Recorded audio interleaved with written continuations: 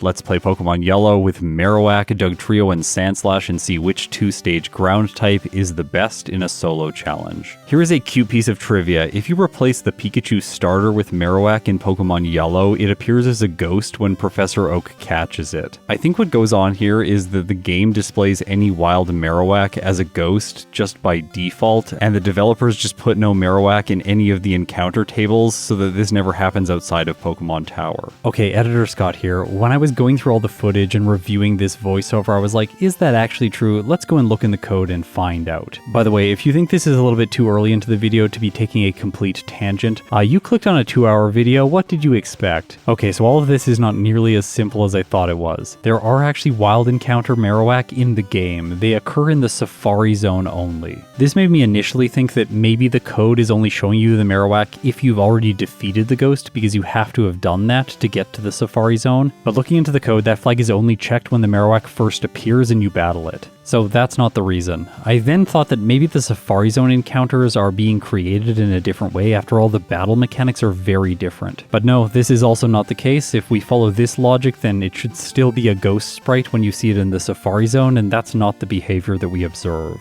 My assembly code knowledge is not very good, so I passed this problem along to Weil, and what he found was really interesting. Pause and read the whole message if you want, but in short, what happens is that only programmatically generated Marowak will transform into the ghost. So if you encountered a Marowak through fishing, the Snorlax encounter, or in the Rattata catching tutorial, it would be a ghost. Kinda fun. Anyways, tangent over. Now let's get back to the video. I had no idea about this behavior, and I found it out when I sat down to do this first Marowak playthrough a couple of months ago. Now, while I am showing this footage first, I did play Marowak last of these 3 Pokemon because it's not very good, at least within the competitive scene. This is what Big Yellow had to say about it within Generation 1.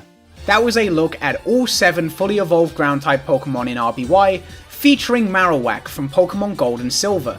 That's because in Generation 2 it can hold the Thick Club, but with no held items in Generation 1, I think Marowak is going to struggle in this format too. Marowak's starting moveset is pretty good for the early game because it gets Bone Club, a ground-type move, and that's going to be fantastic for countering Brock. Well, as fantastic as a move with 85% accuracy can be. At least it has a 65 base power, giving it a 97.5 effective power after the same type attack bonus. While Marowak's early game moveset is pretty good, the place it's really held back are its base stats. 60 HP, 80 attack, 110 defense, 45 speed, and 50 special. It has an 8.59% chance to crit. In summary, it is a slow physical attacker with low special and HP, but it has a really high defense stat, and honestly, that is really not what you want in a solo challenge. My experience has lined up with my expectation for how things would work, and that is that glass cannons are just much better than slow defensive Pokemon when trying to solo speedrun the game. That said, Marowak does have an advantage here because Brock isn't going to wall it, and that's not true for all of the Pokemon that I'm playing today. My plan for Marowak is fairly simple. I'm going to rush through the forest, catching a Pidgey along my way so that I can use Fly later into the playthrough, or I won't do that because the Pidgey just broke out. I realized this while editing the video. I am so used to catching this thing in the forest that I just assumed that I got it. With a little bit of disappointment in my heart, I'm going to proceed beating the mandatory bug catcher, and then I'm going to face Brock on minimum battles. While we wait for me to catch up with that, I just want to say a couple things about Marowak. The first is that its back sprite is dreadfully bad. There are still worse back sprites in Generation 1, but this is one of my least favorite. The second thing I want to go through is Marowak's move pool, because of these 3 Pokemon, it is the most diverse in terms of coverage. It gets access to Body Slam, which makes sense, but then it gets access to some special coverage in Bubble Beam, Water Gun, Ice Beam, and Blizzard.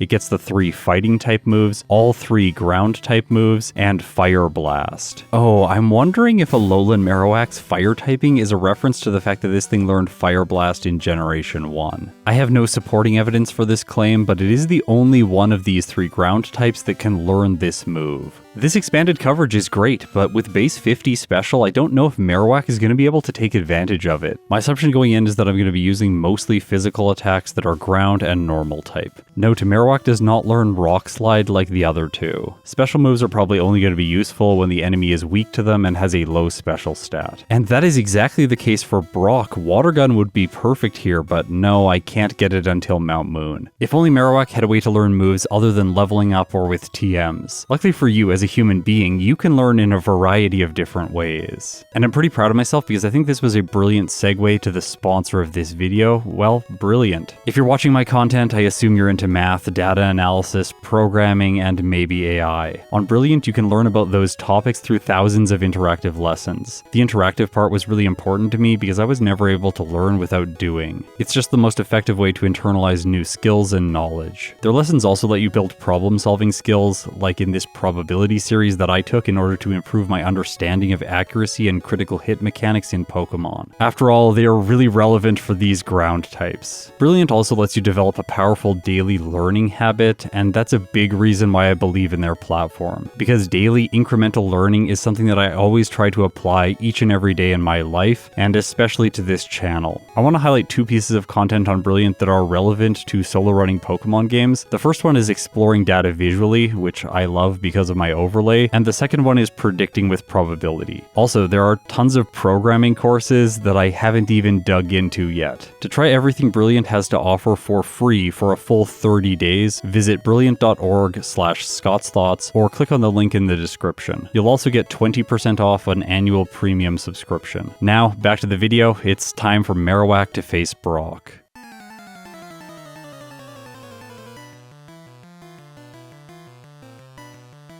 Geodude is first. My ground type move does what looks like less than half, and then on the second turn I miss. This means Marowak has taken 10 hit points of damage already and only has 15 left. Brock's lead hits one more time before it faints, so Marowak is left with 10 hit points. Luckily, the experience levels it up 2 times to level 8, so it gains back 5, going up to 15. But Onix has a ton of defense, so Bone Club really isn't doing much, and when it hits with Bind, it does 2 damage per hit. I get very unlucky here because the move hits a total of 5 times, leaving Marowak with only 5 hit points. Okay, so this is really not good. Onix goes for Screech, lowering my defense. Bone Club misses. Onix screeches a second time, completely trashing Marowak's defense. Remember, there is no badge boost at this point, so there's no benefit to having my defensive stat lowered. And because of this, its next bind is able to get the knockout. Okay, so I probably went into that battle a little underleveled. If I could get to level 9 or maybe even 10 for the Onix, I think Marowak would have a much better chance. And speaking of chances, Marowak doesn't look like it has a good one against this Sandshrew. First of all, these two Pokemon are speed tied, which is not a good sign for Marowak. And then I miss a Bone Club at the critical moment. As a result, I'm only able to take it down to red health before it finishes Marowak off with Scratch. I'm gonna blackout here so that I can keep the experience from the Diglett to face Brock at level 7. It doesn't look like this increase has given me the 2-shot range on the Geodude. Well, unless Marowak gets a critical hit, which is exactly what happens, I knock Geodude out, level up to level 8 over a damage rounding threshold, and then Onix misses Bind. Alright, all of this is perfect. It looks like I'm doing roughly a third to Brock's ace now. It gets a critical hit with Tackle, but my Bone Club takes it to orange health, and from here I think I've got the knockout. Well, if Bone Club actually hits, that is. Onix goes for Bide. By the way, that would have been an instant loss if he had used that earlier in the battle, but since it's this late, Bone Club connects, and his ace faints. Marowak gets a 4-minute and 27-second Brock split. In the context of all of my other yellow results, this is a pretty good split, and it was quite bumpy. I think Marowak can go faster with a little bit more planning in my second playthrough. But if we want to go faster, we should switch Pokemon, because Dugtrio is very fast. It has 35 HP, 80 attack, 50 defense, 120 speed, giving it a 23.44% chance to crit, and a surprising 70 special. The unfortunate thing about Dugtrio's design is that it doesn't learn any special moves, so it's not going to be able to utilize this stat offensively. In summary, it's a frail physical attacker that likes to go really fast, and 120 base speed is definitely overkill for a solo challenge, although having extra stat points allocated to this stat is helpful in Generation 1 because it gives it a higher chance to crit. Luckily for it, it starts with Scratch, Growl, and Dig. The last of these moves has 100 base power in Generation 1, so it's essentially a 2-turn Earthquake. And when Dugtrio gets the same type attack bonus with this move, it has 150 effective power. I don't think Dugtrio needs to do any early game training. Let's just face Brock right away. I went into this fight because Dig made me so confident, and I think slightly overconfident because the Geodude only takes half damage from the ground type move. And here we get to see how frail Dugtrio is when Geodude's tackle hits, taking me down to 6 hit points. Luckily, Dig Dig does not Gen 1 miss on the next turn, so I knock his lead out, leveling up to 8. Alright, Onix is next. This one's a little bit scary actually because I'm using a 2-turn move and it could use Bide. It doesn't on the first turn, which is great. Dig takes it to half health. Onix hits with Bind, dealing a lot of damage, but not quite enough. Dugtrio survives on 1 hit point, uses a second Dig, and that does not knock the Onix out. It survives on a tiny sliver of health. Okay, pause. I think that I might have miscalculated this fight. Maybe Dugtrio also needs a little bit of additional training. Dugtrio is faster than the Onix, so it has a move queued up, and if it chooses Tackle or hits with Bind, I will lose. But in this case, it goes for Screech, so Dugtrio knocks Brock's ace out and earns itself a 3-minute and 38-second split. That puts it in the lead, 49 seconds ahead of Marowak. But there is still one contender we have not examined, and that's Sandslash. If you know my content, you will be well aware of the fact that I absolutely hate facing this thing when the champion uses it. So I'm very excited to turn the tables on him using it myself. For base stats, Sandslash immediately appears to have the best distribution of the three. 75 HP, 100 attack, 110 defense, 65 speed, and 55 special. When compared with Dugtrio, it has a lower speed stat. This gives it a 12.5% chance to crit, but this value is essentially the perfect place for it to be. If it was just 5 points lower, I would be really disappointed, and I'm going to save explaining why until later into this video, so just hold on to that thought. Up until now, I haven't mentioned growth rates, but I'll mention them all now because every single one of these Pokemon has the same one, the medium fast growth rate. Of all Pokemon, it's the most common. It's not really great in the early game, but by the late game, it's definitely serviceable. That said, the problems for Sandslash all come in the early game because it starts with Scratch and Sand Attack. Through level up, it gets Sand Attack again at level 10, and then Slash at level 17, which is obviously going to be too late to use against Brock. Beyond that, it gets other trash like Poison Sting, I guess Swift is kind of okay, and finally Fury Swipes. I think you can see that the first gym leader is going to be quite rough for Sandslash, more so than the other two. However, Sandslash really shines when we examine its TM and HM learn set because it learns Swords Dance. Like, yeah, it gets Earthquake and Dig and all those other things. It also gets Rock Slide. No special coverage, but really, we have to focus on Swords Dance. This setup move is one of the best moves in the game. I think overall, it is actually the second best move in the game, only being superseded by Amnesia. It seems like the playthrough Rubik's Cube that Sandslash is going to have to solve is how to get through the early game as fast as possible to obtain Swords Dance and use it to sweep the late game. I'm going to have to do some training before Brock because while Scratch does have a good PP reserve, 35 in total, Brock's Pokemon have a combined total of 61 HP, so I'm going to have to do at least 2 damage per hit. I also wanted to ensure that Sandslash is faster than the Onix so it can stall the Snake out whenever it chooses Bide. Please remember I said this, it is going to be relevant later on. After clearing the mandatory bug catcher, my Sandslash is level 10, but it only has 21 speed and the Onix has 23. I stay in the forest depleting all of Scratch's PP training. This brings me up to level 11, and then I face the junior trainer in Brock's gym. Defeating him brings me up to level 12, and now Sandslash is faster than the Onix, but I'm under a damage rounding threshold. I'm going to go back to Route 2 and continue my training until I get to level 13 for the asymmetrical boost to damage. If you're a new viewer to my channel, you won't know this, but in the Pokemon damage calculation, there are floor operations, essentially where the decimal point is truncated off whenever a certain type of calculation like division or multiplication is performed. Because of this, levels that end in 0, 3, 5, and 8 are all more favorable from a damage range perspective. Damage does not in fact grow linearly as your Pokemon levels up, it grows asymmetrically with extra boosts at these levels. And yes, this is still present in modern Pokemon games. Okay, so I have myself a level 13 Sandslash, and I think this is going to be enough to defeat Brock. Whenever using Sand Attack against him, it's really important to not go overboard with it against the Geodude. If you lose too much PP, after all this move only has 15, then you'll lack the ability to stall the Onix's Bides out when it really counts. I only use Sand Attack twice, and then I use Scratch on the Geodude, which is doing more than 1 damage, so that's perfect. While I slowly chip away at it, I want to draw your attention to the number of tackles it hits after I hit it with only 2 Sand Attacks. It hits a single tackle in the entire fight before I knock it out. I cannot believe this luck.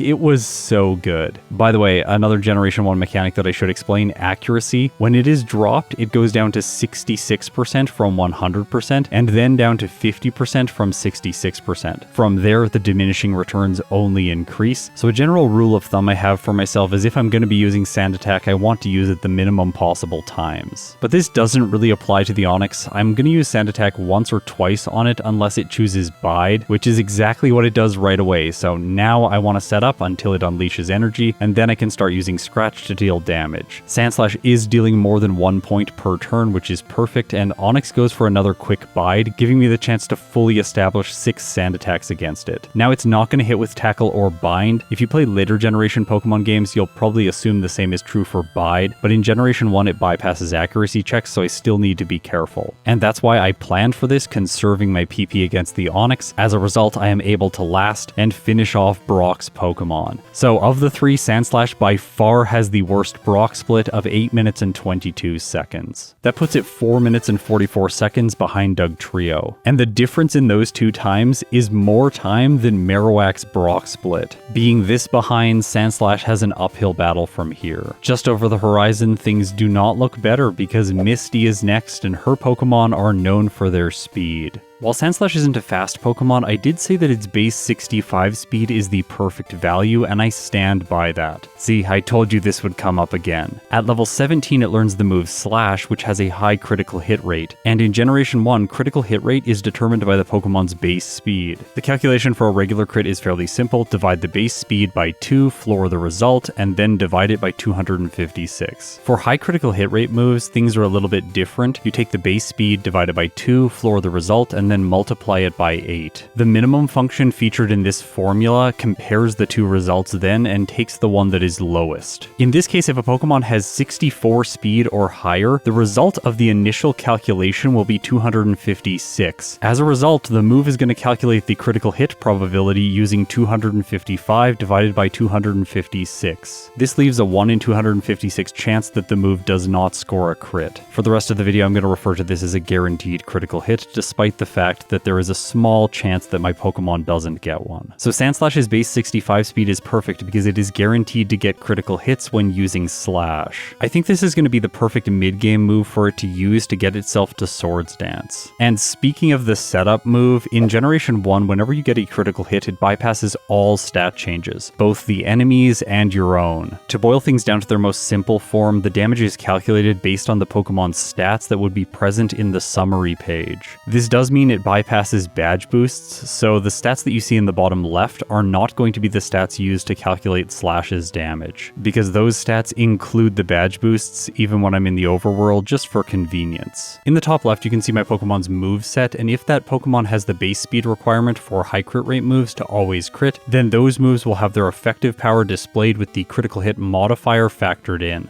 If you didn't already know, there's another quirk about Generation 1. Yes, there are so many of these. In these games, the critical hit modifier is determined by your Pokemon's level, so as I level up, Slash's power is going to increase. I intentionally trained in Mount Moon to ensure that Sandslash would learn this move before the end of the cave. I didn't want to have any bumps in the playthrough, losing to the Super Nerd or Jesse and James. Also, the rival in Cerulean City tends to be one of the more difficult early game battles, and I wanted to be prepared for it. Typically with a physical attacker here, his Spearow can be really annoying because it has Growl. If I'm using Slash though, I'm bypassing stat changes, so this setup move is irrelevant. Also, Slash just gets the one hit, so that's really convenient. Next is Sandshrew. Of course it can use Sand Attack, and while Slash doesn't give me play around this, at least it deals massive damage. Of course Sandshrew has good defense, so it survives, uses a Sand Attack, forcing me to miss once, but it can't really do that much because of my high defensive stats. From there's only a Rattata and an Eevee left over, and I'm gonna one-hit both of them with Slash because my accuracy wasn't lowered enough for it to be consequential. Okay, very fittingly, Sandslash is going to slash its way through all of Nugget Bridge. Not even one of the trainer Pokemon survives a single hit. Whenever this is case, a Pokemon builds a lot of momentum in these playthroughs because there's just less time spent in battle. After all, I am saving both the enemy's turn and the next turn that would be needed to knock the Pokemon out. The Hiker right before the Elixir has a Rock-type Pokemon, Geodude, and of course it survives Slash. It actually survives 2, which is really interesting. But after that, Sandslash continues its spree all the way until the end of the route. Now, I do want to talk about this lass. I call her the Oddish lass because she has 2 of these grass types. With some Pokemon, she's been a problem in the past, but of course today Sandslash just has enough damage to sweep her team. I save Bill, and with that I have to head back to Cerulean City. Now, there is a choice to make here. Do I want to go south to Vermilion next, complete the SSN, getting Body Slam, and level up more before coming back to face Misty? Or do I want to defeat the Rocket, grabbing the TM for Dig, and then stay in Cerulean City to face the Water-type specialist? fast. Sandslash is faster than the Staryu, but not the Starmie. That said, I have a lot of faith in Sandslash. It has caused so many problems for me, so I think it can defeat Misty.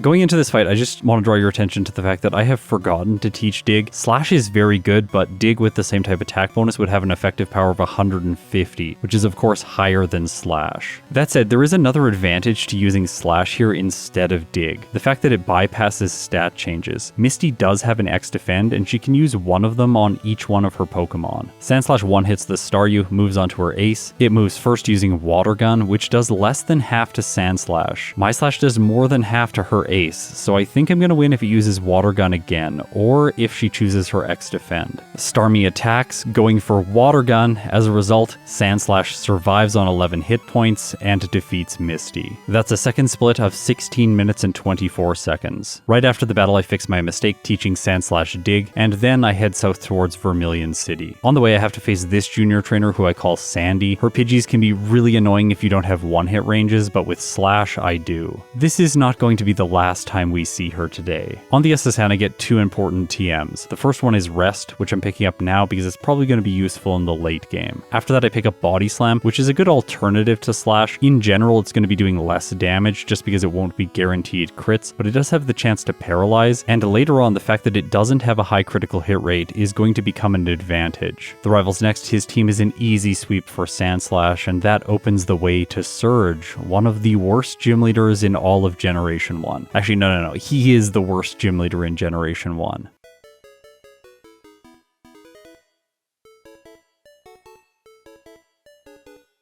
He only has one Pokemon, it's Raichu, and it is faster than Sandslash, but its best move is Thunderbolt, and Mega Punch and Mega Kick are both physical, meaning Sandslash is not going to take very much damage from them. Plus, with the same type attack bonus, Dig does massive damage, and of course just one-shots. I can't even imagine what kind of scenario one of these ground types would have to be in to lose here. Sandslash is now making its way towards the mid-game, so let's go back and pick up with Marowak. On Route 3, my Bone move has some serious PP problems. I make it through the first 3 trainers, and then on the last Bug Catcher, I end up running out of uses for the move. I really should have backtracked to the Pokemon Center instead. I just decided to reset here because I think that's going to be faster than trying to deplete all of Tail Whip's 30 power points. It's a little bit annoying having to go back to the Pewter City Pokemon Center to get through Route 3, but I guess that's just how Marowak has to play this section of the game. After all, its move pool is very limited, and I don't think Bide is the correct answer for Route 3. Also, the fact that so many of the Pokemon here are bug types which resist the ground type really does slow it down. But this is a problem that's not going to last very much longer because just inside of Mount Moon, I pick up TM12, which is Water Gun, and I teach this to Marowak right away. Then down the second ladder of the cave, I'm able to pick up the TM for Mega Punch, which I also teach right away, so now I have 3 damage-dealing moves. Water Gun can be used against rock types for some quick experience, and Mega Punch can be used against specifically flying type Pokemon. I crush Jesse and James, this brings Marowak up to level 17, and then I head into Cerulean City. I think with all of these ground types, it does not make sense to face Misty first, so I'm going to be fighting the rival. I mentioned Mega Punch hitting flying types because this is immediately relevant against his Spearow. Unfortunately for me, it uses Growl, lowering Marowak's attack stat, but that's okay because I can use Water Gun to knock the Sandshrew out in only 2 turns. It doesn't go for its most potent move, Sand Attack, and because of that, I'm able to get through his team, even though it's a little bit slow. The experience takes Marowak up to level 18, where it can learn Headbutt, which I put in the place of Tail Whip. I quite often get questions about this move and if it has a flinch chance like it does in later generations, and the answer is yes, it's exactly the same. Also, I think the reason this move is really good for Marowak is because it has 100% accuracy, so I no longer have to rely on Bone Club or Mega Punch. At the end of Route 25, I face the Oddishlass. I'm mentioning her because she could be problematic since Bone Club does the most damage to the Oddishes, and if they survive or I miss, then potentially they could use Absorb, but that doesn't play out for Marowak, it defeats her on its first attempt. Outside of Cerulean City, I face the Rocket, defeating his team, earning myself the TM for Dig, which I remember to teach to Marowak right away in the place of Bone Club. I had to make the decision between Misty and Vermilion City, and I don't know what I was thinking. I decided Misty, so yeah, let's face the second gym leader with Marowak. So the Staryu is faster, which does not start things off well because Water Gun does a third. Luckily, Dig does get the one hit, it's powerful enough, but then when I go underground, the Starmie gets an X defend, and Dig does what looks like less than half. Starmie strikes back with Water Gun, taking me down to orange health, and while I do get one more dig in, the Starfish survives, hits Bubble Beam, and Marowak faints. Okay, so fighting Misty is obviously not the answer. Instead, I'm going to head south to Vermilion City to do some extra training. And immediately, there is a wrench thrown into this plan because I do not have the one-hit range on the Pidgey, like just barely. Luckily, Marowak crits the second one, while the third one does survive. This is a little bit too late in the fight for her to set up with Sand Attack, so I do manage to defeat her. But I think in follow-up playthroughs, this battle has the potential to be quite scary. Rest, Body Slam, and a Rare Candy in the SSN, and then I go up against the rival. It would be nice to fight this team with Bubble Beam after defeating Misty, because then I could use it to one-shot Sandshrew. I think in this case it would survive Water Gun, so I go for Dig instead, and luckily the ground type move knocks it out, so that's good. Eevee isn't bulkier than it, so that's that for this fight. With the SS hand departing, I now have to use Diglett's Tunnel to dig back to Cerulean City to face Misty again. And as I head into her gym, I just want to point out the fact that Marowak has 38 speed. That is still not enough to move first against the Staryu, but it is better than last time because now I have a speed tie.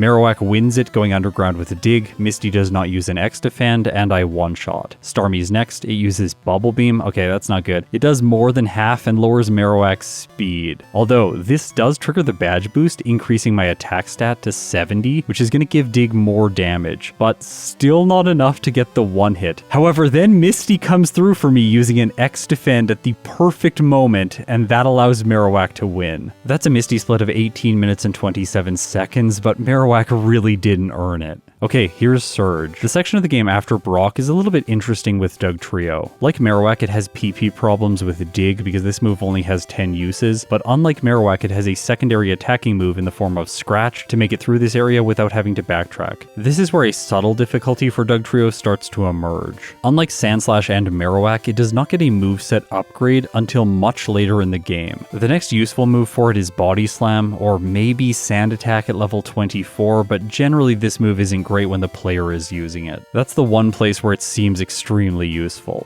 This leaves Dugtrio with no solution to flying type Pokemon, but Dig is going to manage pretty much everything else. In Mount Moon I only fight one optional trainer, the Super Nerd with good experience yields. After defeating Jesse and James I head to Cerulean City, and now I have to face the rival, and this is specifically why I mentioned flying types, because his lead is Spearow and I have to use Scratch against it. What I'm hoping for here is a lot of crits so that I can knock it out quickly, not taking a Growl, but no, the Spearow gets one in. Luckily I crit after that, finishing it off. Okay, so I'll go for Dig against the Sandshrew. It does less than half. It fails its Sand Attack. That is perfect. My next Dig takes it to red health. It gets one Sand Attack in, and I polish it off with Scratch. Now that I've made it by this Pokemon with only -1 accuracy, I think my chances are pretty good. Dig one hits the Rattata with a critical hit. Next is Eevee, and I crit once again. Alright, Dugtrio, well done. Just a small aside, this is one reason I really like the critical hit mechanic in Generation 1 being tied to base speed, because then even if you're having a ridiculous speed stat and you're by far faster than your opponents, it is still useful for something. You're at least critting more often. In later games of the series, you only need one more speed than all of the opponent's Pokemon, and once you've done that, you essentially don't want to invest any more in that stat. Anyways, I'm definitely biased here. I will forever be a Generation 1 fan. At the end of Nugget Bridge, this is Route 24. When I'm facing the Rocket, I already have more speed than Misty's Starmie, so I don't think Dugtrio is going to need to go to Vermilion City first. For a little bit of extra experience, I take on the Rocket outside of Cerulean City, taking me up to level 21, and then in Misty's gym, after defeating the Goldeen trainer, I am almost level 22. I'll probably just level up after Misty's Staryu, which is obviously a one-hit. I do get the level up, Starmie is next. Of course I move first, but she goes for X defend on the turn I'm underground, causing Dugtrio to do less than half. Bubble Beam hits doing absolutely massive damage, but that isn't the part that's the problem. It also drops Dugtrio's speed, allowing the Starmie to move first, so that is the mole's first reset. Okay, so what happens next is completely comical. In the second battle, I go underground with Dig, and she uses an X defend again. Okay, that's really annoying. That's not going to happen for a third time in a row. After all, she only does have a 10% chance to do this. And yeah, she does it for a third time in a row. I was really hoping Dugtrio might get a critical hit here, but no, it doesn't, so that's another loss. In the fourth battle, I was sure that she wasn't going to use an X defend, and she doesn't, giving me more than half damage with my first Dig, but then she uses an X defend. Luckily for me, Dugtrio has enough damage. It it took 4 attempts to defeat Misty. That was more than I expected. Just like Marowak, Dugtrio is going to have problems against Sandy. In this case, it's even worse off having to rely on Scratch to defeat her flyers. Luckily, no reset in this playthrough. On the assassin, I do all the standard stuff and crush the rival. I'm trying to save a little bit of time here because my versus videos have become very long. Like, we should probably just skip. Okay, so now that we've passed the 3rd gym leader, I think it's time to check in with all the splits. In the mid game of Generation 1, things can diverge greatly, so the next time we'll check in is after Giovanni. Up until the Surge split, Dugtrio has maintained its dominance with a 16 minute and 18 second split. Marowak is in 2nd place, but just barely. It has a 19 minute and 26 second split, whereas Sandslash has gained a lot of time. It now has a 19 minute and 36 second split, meaning it is only 10 seconds behind Marowak, and it's also gaining on Dugtrio. The Wrapping Lass is next. I'm going to take the time here with Dugtrio to explain her team because it's relevant for all of these Pokemon. If you don't have a way to knock out the Oddish in a single hit, it can use Stun Spore, and then the Bellsprout sees that you have a status condition, so it will never use Poison Powder or Sleep Powder. As a result, it spams a lot of Wrap and can potentially knock your solo Pokemon out. I got a bit worried here because Dugtrio's Body Slam does not knock the Oddish out in a single hit. Luckily, I do not become paralyzed, allowing me to make it through her team, and I also figured out that Dig does more damage to the Oddish, so I should just be alternating between Dig and Body Slam. Inside of Rock Tunnel, you might be worried about the trainers that have Slowpoke on their team, but in this case, they don't yet know a Water type move, so they aren't a threat to my Ground type Pokemon. The Status Condition Junior trainer has Grass types, but Dugtrio one-hits both of them, and then the Self-Destructing Hiker is countered by Dig. This battle is hilarious because sometimes when you go underground, his Pokemon will self-destruct, giving you a free turn, allowing your Dig to hit his next Pokemon, knocking it out. So with that, Dugtrio has made it into the mid-game. As I head towards Celadon City, I'm going to begin my optional training, and I'm doing this because I'm thinking about the late game where ground types typically don't do very well defensively. Of course, they are great offensively, but they just don't hold up very well against Lorelei's water types, Lance's Gyarados, or the champion's Cloyster. The last of which is going to be the first one that's relevant because the rival in Silph will have it. I want to ensure that I have enough levels that none of these Pokemon are going to get stuck on any of those key threats. Usually in first playthroughs I play a little bit more conservatively, so I was targeting around level 70 to start facing the Elite Four. This will require quite a bit of training, and to cut down some of the time, I can go into the hideout to grab an additional rare candy, and this is something I'm going to do with all 3 of these Pokemon. After that, in the department store at the top floor, I can pick up a Soda Pop and exchange it for TM48, which is Rock Slide. You might think that this is an incredible coverage move because it covers ice types like the Cloyster specifically, but that's not really the case. Because I have the same type attack bonus with a move like Dig, which has 100 base power in Generation 1, it has an effective power of 150, which is exactly the same as Rock Slide when it's super effective. The case where Rock Slide is better against Cloyster is with Golem or Rhydon, where they also have the rock typing. But with a mono ground type, it serves another function, and that is to counter flying type Pokemon. For Dugtrio, I buy 3 proteins because this thing just needs to get more one-hits. I do not think increasing my speed would do anything, and trying to improve this thing's defenses seems like a waste of time. The rival in Pokemon Tower is next, and his team is very diverse in terms of typing. And this is the perfect moment for me to mention that rock and ground moves together have neutral coverage against everything in the game. So unlike a lot of Pokemon that I run on my channel, Dugtrio is not going to have problems with its moveset becoming too constrained. After all, I have Sand Attack still, and I'm just going to get rid of that whenever I can learn something better. And in order to learn new moves, I'm going to need to train. With ground types, it makes so much sense to train on Cycling Road. Normally, this is where I train anyways, but the poison types here are even faster to knock out with same type attack bonus super effective damage. Dugtrio reaches level 35 after defeating the final trainer on the route, and I teach it Slash in the place of Sand Attack. Because of its base speed, like Sandslash, it is guaranteed crits when using this move. And that brings up a little bit of an interesting moveset tension that Dugtrio has. It potentially could use Slash to counter flying types and never need Rock Slide at all. By doing things that way, I would have slightly less damage per hit, however there would be no chance to miss, like is the case with Rock Slide. Also, in Generation 1, I know I say that a lot, Rock Slide does not have a chance to flinch your opponent, so that's another thing working against this move. I don't have to decide on this right away though, because Dugtrio has enough move slots to have both of them at the same time. In the Safari Zone, I pick up the Carbos. You're probably thinking this is irrelevant, Scott, just skip it, save a little bit of time. But no, that is not the case. This Carbos is very important. Although I had no idea when I was playing this run. With the Safari Zone complete, my Dugtrio is level 35, and I reasoned that it can probably defeat Erica with a combination of Slash and Dig. Inside the gym, I cut straight through the center tree and fight the cool trainer who has good experience yields, and then I'm ready for the grass type specialist.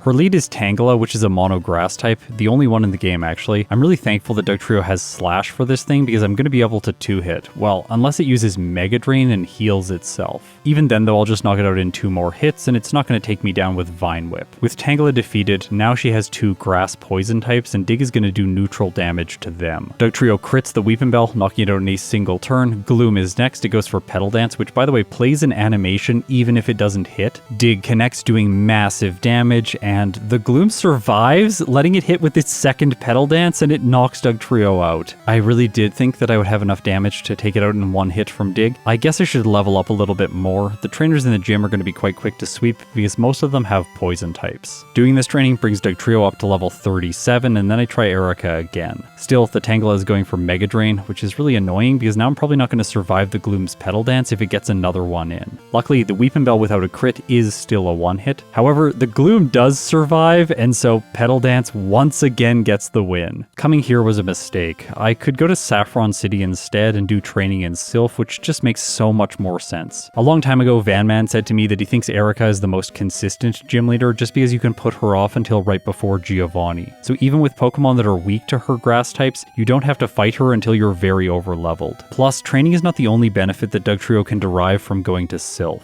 On the 10th floor, it can pick up the TM for Earthquake. While this move has the same base power as Dig, it doesn't take 2 turns, so that'll save Dugtrio a little bit of time. I have a small moveset problem to deal with if I want to teach this right away. Dig is useful in getting out of structures like Silph or Blaine's Gym, and Rock Slide or Slash are going to be useful against flying types. I think it makes most sense to give up Body Slam, but I was a little bit concerned about this because paralysis from the move can help you squeeze through fights when you're relying on luck. I just hope I won't regret this choice later on. Because I came to Silph, I would like to be able to defeat all of the mandatory trainers here without having to backtrack. That means the next major battle is going to be Rival 5, and as I mentioned before, he will have a Cloyster. With most fully evolved Pokemon, my target level for him is 40, so I'm going to aim for that with Dugtrio. I obtained my goal a little bit early. There are still some other good efficient trainers here, so I continue to level 41, and then I face the rival. His first Pokemon is Sandslash. The most annoying move this thing could choose is Sand Attack. Earthquake does more than half, actually much more because of a critical hit. Sandslash goes for Slash, which actually does more than half because it crits. Of course it does. We've been through this. Cloyster is next, and my hopes are kind of crushed. The only way I could win is if it chooses Withdraw, which is technically a water type move. That could give Dugtrio the win if it gets some lucky critical hits. Unfortunately for all of you, I am going to leave you with that cliffhanger, and we are going to see how Sandslash does with this portion of the game. Slash continues to be a great move because it one-hits all the Wrapping Lasses Pokemon, and it makes me not care about stat changes that can be inflicted by Pokemon like this Cubone. Like with Dugtrio, I start my optional training for the mid-game on Route 9. In the department store, I buy Sandslash 1 Protein and 4 Carbos. Yellow version has a lot of major speed obstacles in the mid-game, largely because Surge's badge does not give you a speed boost like it is supposed to. Ensuring Sandslash is going to move first against as many foes as possible is the best option. I teach Rock Slide over Sand Attack, then defeat the rival in Pokemon Tower, train on Cycling Road, and complete the Safari Zone. After digging back to Celadon City, I almost make a critical mistake by going to Erica's gym, but as I was walking there, I realized this is not the right choice. Instead, I should be going to Saffron City. Watching the footage in this order makes it seem like I played Sandslash after, say, Dugtrio, and I had learned that Erica was going to be really challenging, and then I made a choice to go to Silph instead. But no, that's not the case. The play order for these first 3 playthroughs was Sandslash first, Dugtrio second, and Marowak third. Sandslash, of course, has even more incentive to go to Silph right away than Dugtrio did. That's because while it does get Earthquake, it also gets access to Swords Dance and the training. But as I arrive in Silph, I want to discuss some moveset problems that Sandslash is going to run into. Well, it's more of a conundrum in my first playthrough rather than an actual problem. Slash has been fantastic as a go-to move because it only takes 1 turn, whereas Dig does more damage but it takes 2. I want to keep Dig on my set because I can use it to escape buildings like I said before. Body Slam has the chance to paralyze, types, and Rock Slide is covered for flying types. There is also an anti-synergy here. With Swords Dance, Slash will bypass the beneficial stat changes, so it's not going to be useful in combination with that move. However, Body Slam, since it does not have a high crit rate, will be useful with Swords Dance. So I think what makes most sense is keeping Body Slam, teaching Swords Dance in the place of Slash, and keeping Dig so that I can escape buildings until later in the playthrough when I can teach Earthquake in its place. By the way, if you've ever questioned why I hold on to Dig so long, it is usually this reason, but there is another one, and I'll talk about it later in the video when it becomes relevant. My training in Silph brings Sandslash up to level 41, and now it has enough speed to move first against all of the rival's Pokemon, even his fastest one, which is Kadabra. The real question is, will Cloyster stop me dead in my tracks? Well, first he has Sandslash, and I'm going to set up against it with Swords Dance, but I need to be careful doing this because if the Sandslash uses Sand Attack, then the fight could fall apart for me. After only one turn of setup, I decide to use Dig to knock his lead out and avoid this annoying status move.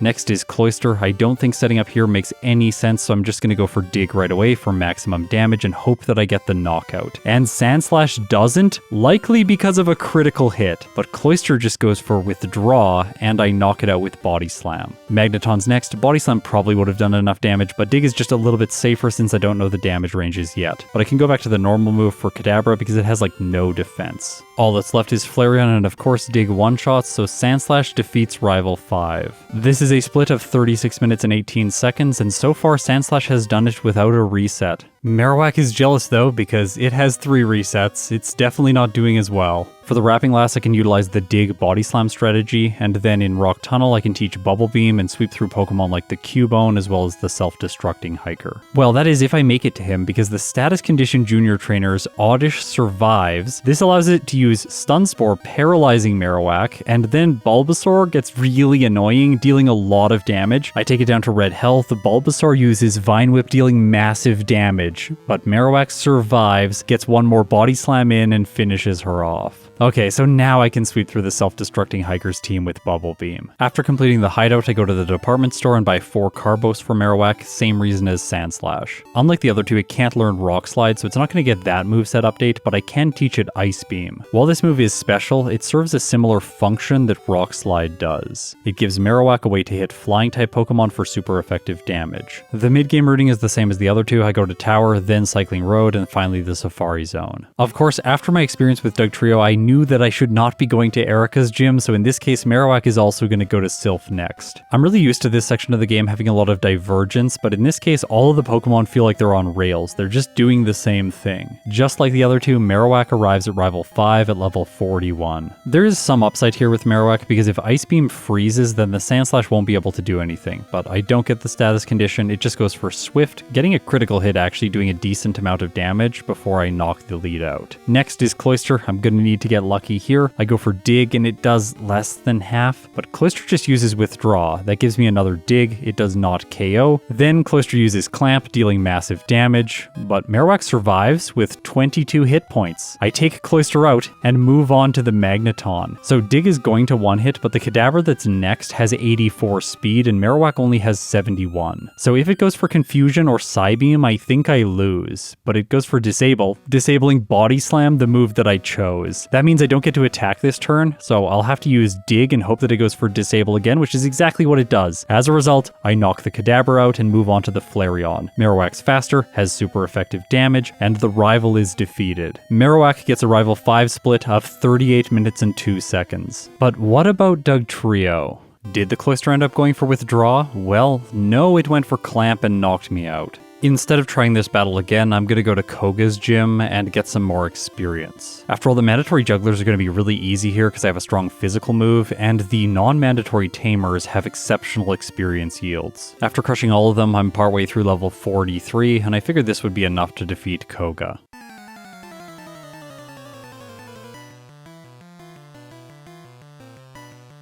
For this fight, I want to remind everyone that Dugtrio and Marowak have the same base attack stat, so these two fights are going to go very similarly. With Earthquake, I just barely missed the damage range I needed on the first Venonat. Luckily, Koga uses an X attack, but that does mean the next two Venonats are more likely to survive. There's no advantage using Rock Slide here, so it's just a mistake whenever I use this move. I really should be using Slash if I want chip damage instead. Dugtrio gets quite lucky here with the second Venonat because instead of choosing Sleep Powder, because it's a grass type move, Koga's AI overwrites this attack with an item, in this case an X attack, so his Venonat does nothing and I move on to the Venomoth. And once again, Dugtrio continues to get lucky because instead of attacking with a move like Psychic, it just goes for Double Team, which does not prevent my two Earthquakes from knocking it out. I didn't yet feel comfortable going back and facing the rival in Silph, so instead I'm going to go to Erica's gym. Tangela's first, of course I'm going to be using Slash to knock this thing out. I hope it's going to be a 2-hit, and it looks like it is, even if Erica's Pokemon uses Mega Drain. It just goes for Vine Whip, which doesn't do very much, and from there her team is much simpler using Earthquake. One downside to defeating Erica right now is that I didn't pick up the candy that is in the Warden's house after Koga. I'll have to go back and grab it later. For now I'm going to head south of Pallet Town fighting this trainer along the way. It's really rare for me to avoid this guy now since his experience yields are so good, and I'm thinking that he needs a name on the channel. Right now I'm toying around with the idea of Psyche, S-I-K-E. This is a portmanteau of Seeking and Ike, because Ike the Killer showed me that he is a good trainer to battle. The next major trainer that I'm going to face is Blaine, and of course Dugtrio's likely not going to have any problems against him. With an incredibly high speed stat and Koga's badge, which just makes this speed stat even more ridiculous, I'm going to be moving first against all of his fire types. That is, if Ninetales doesn't go for Quick Attack, which actually does decent damage due to a critical hit. After that I knock it out in one turn, then Rapidash falls to a single hit, and so does the Arcanine due to my own crit. Defeating him gives me the Volcano badge, which boosts my special stat by 12.5%, and that's really going to help against the rival in Silph, who I now need to backtrack to face. Being 5 levels higher gives me some confidence, but the fight doesn't start well. The Sandslash hits a massive critical hit slash, doing about half to me, and then, after doing more than half to the Cloyster, it uses Clamp. But it only hits 2 times, so Dugtrio survives on 19 hit points and knocks it out. From there, things are going to be easy because Magneton, Kadabra, and Flareon all go down to single Earthquakes. I definitely could have got stuck there for even longer and maybe even been forced to do more training, but I'm glad to be moving past him now. At the end of Silph, I have to face Giovanni, and this is going to be the only time I mention this battle during the video because he is trivial for all of these ground types that are utilizing Earthquake. With the rockets departing Saffron City, I can now grab a Mimic from Copycat. This is one of the best moves in Generation 1, and I would be really surprised if all 3 of these Pokemon don't make limited use of it at least at some point in the late game. And Dugtrio is heading towards that very quickly because I don't even need to save for Sabrina. Slash can one-hit the Abra, and then Earthquake manages both the Kadabra and the Alakazam because I outspeed. With her out of the way, we are going back to Giovanni, this time in his gym, to face his final team.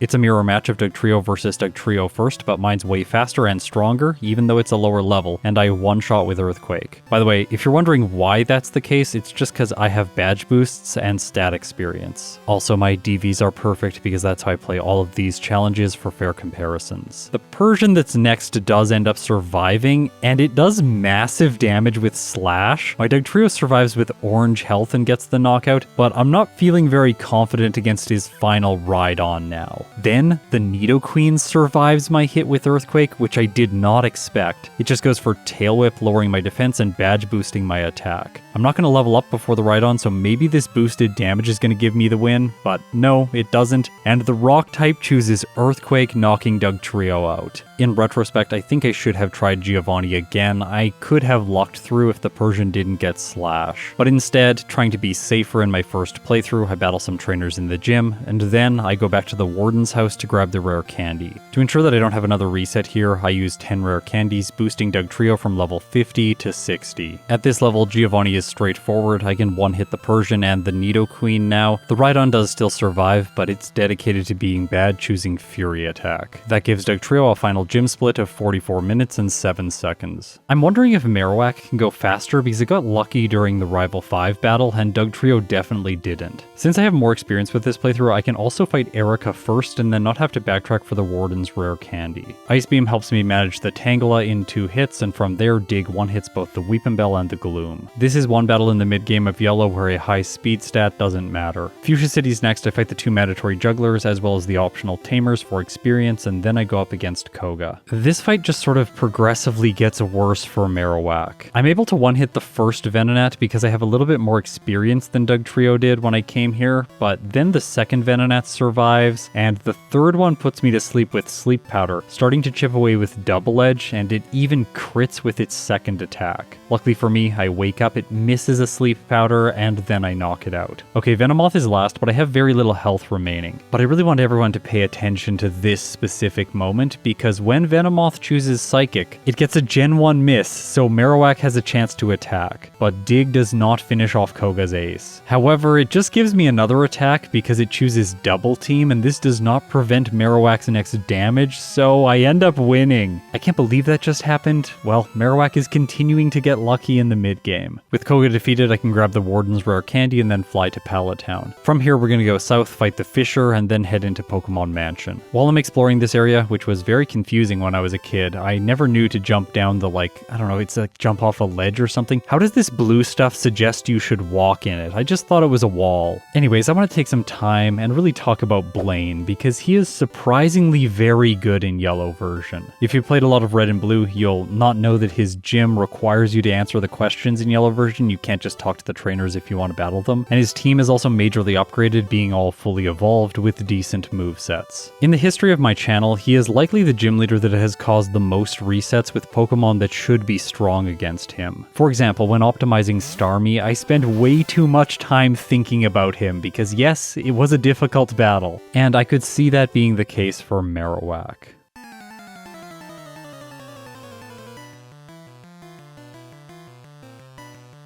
Ninetales is first, and all 3 of his Pokemon move faster, so it's going to attack, and this time it chooses Flamethrower, doing more than half. Marowak goes underground, hits with Dig, and gets a critical hit, knocking Blaine's lead out. Next is Rapidash. It is by far his worst Pokemon, but Takedown is still dealing decent damage. Luckily, Dig knocks it out, and I move on to his ace. Now, it misses Fire Blast, which is really convenient, giving me a Dig before the Arcanine sets up with Reflect, but still it survives, then uses Takedown, gets a critical hit, and knocks Marowak out. I figured that I just got unlucky there and that I should try this again, but no, I actually got kind of lucky because the Rapidash can chain Fire Spin, doing tons of damage over 5 turns. This leaves Marowak with very little health, and the Rapidash adds insult to injury, stomping before it goes down. With only 15 hit points left over, Marowak doesn't stand a chance against the Arcanine, so that's a second reset. I was right to fear Blaine. It seems like Marowak is going to need some training. I clear out all the trainers in the gym because they're fast to defeat with ground-type moves. I backtrack to Saffron City, picking up Mimic, and also grinding against all the trainers in the fighting dojo. If you're wondering if Mimic has utility against Blaine, I think the answer is no. In my experience, the best move you could possibly mimic from him would be Confuse Ray, and honestly, that's not a very good choice. Instead of going back to Blaine's gym, let's just try to face Sabrina now while we're in Saffron City. She's not very good in these games. You can usually luck through with only 1 or 2 resets in the worst case scenarios. Abra's first, Body Slam 1 hits, and then she sends in Kadabra. It chooses what is probably the worst move for it to go for, Kinesis, lowering my accuracy, but Earthquake still knocks it out. Alakazam is last. It moves first, of course, hitting Psychic, which deals massive damage, and then Earthquake misses and Alakazam chooses Psychic again. Okay, so 1 quick loss. Let's see if we can do it in the second battle. Once again, she uses her X-Defend on the Abra, which lets me knock it out for free. She uses another X-Defend on the Kadabra. That's a second free KO. Alakazam goes for Psywave.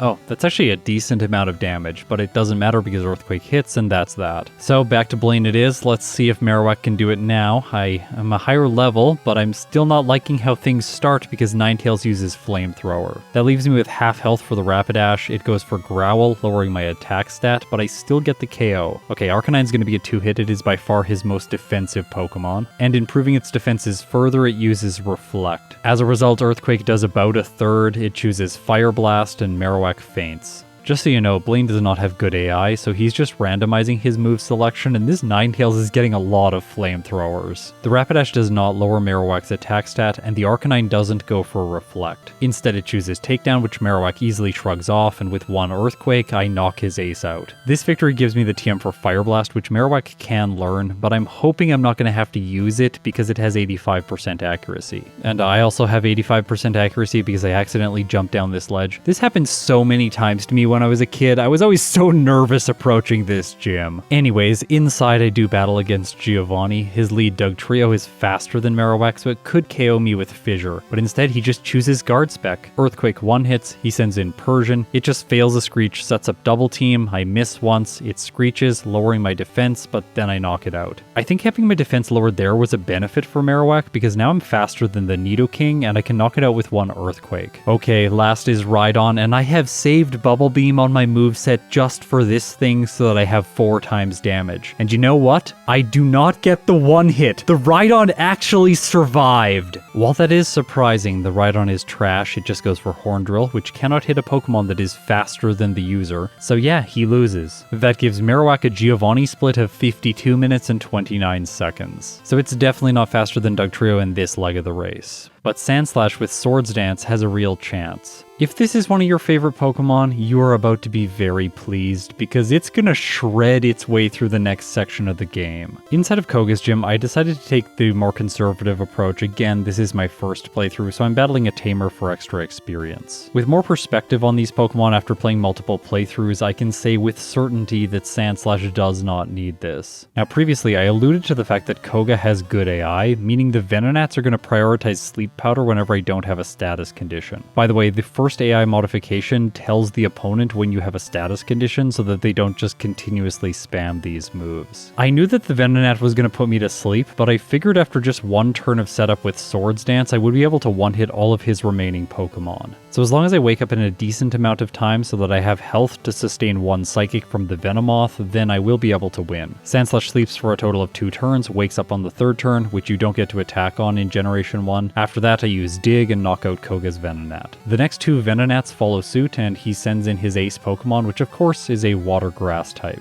Welcome to the channel, new viewers, it's great to have you here. It goes for Leech Life, I go underground with Dig when he uses an X attack, and then the ground type move finishes the battle. As expected, Sandslash had a very easy victory here. Once again, I'm going to do some extra training fighting the Fissure on my way down to Pokemon Mansion. At level 47, Sandslash has the chance to learn Fury Swipes. What a great move for this thing to learn this late into the playthrough. Inside Blaine's gym, I skip all of the trainers and progress right to the leader. I figured I'm not going to have problems here. I am already faster than the Ninetales, so with one Swords Dance I will be faster than both the Rapidash and the Arcanine. I think there are 2 ways Sandslash could lose here, if the Ninetales crits with Flamethrower or if it inflicts a burn. While it does go for the Fire type move, Sandslash lives with more than half health, and from there Blaine's team is a series of 1-hits with Dig. In Saffron City I go into Copycat's house accidentally talking to a Pokédoll, which actually happens more than I would like to admit. After that I get the TM for Mimic, and I think of these 3 Pokemon, Sandslash has the potential to not need this move. It seems like its current set should solve every problem with just a little bit of luck. And I potentially need some for Sabrina, who's next, because while I do outspeed the Abra, the Kadabra is going to move first, but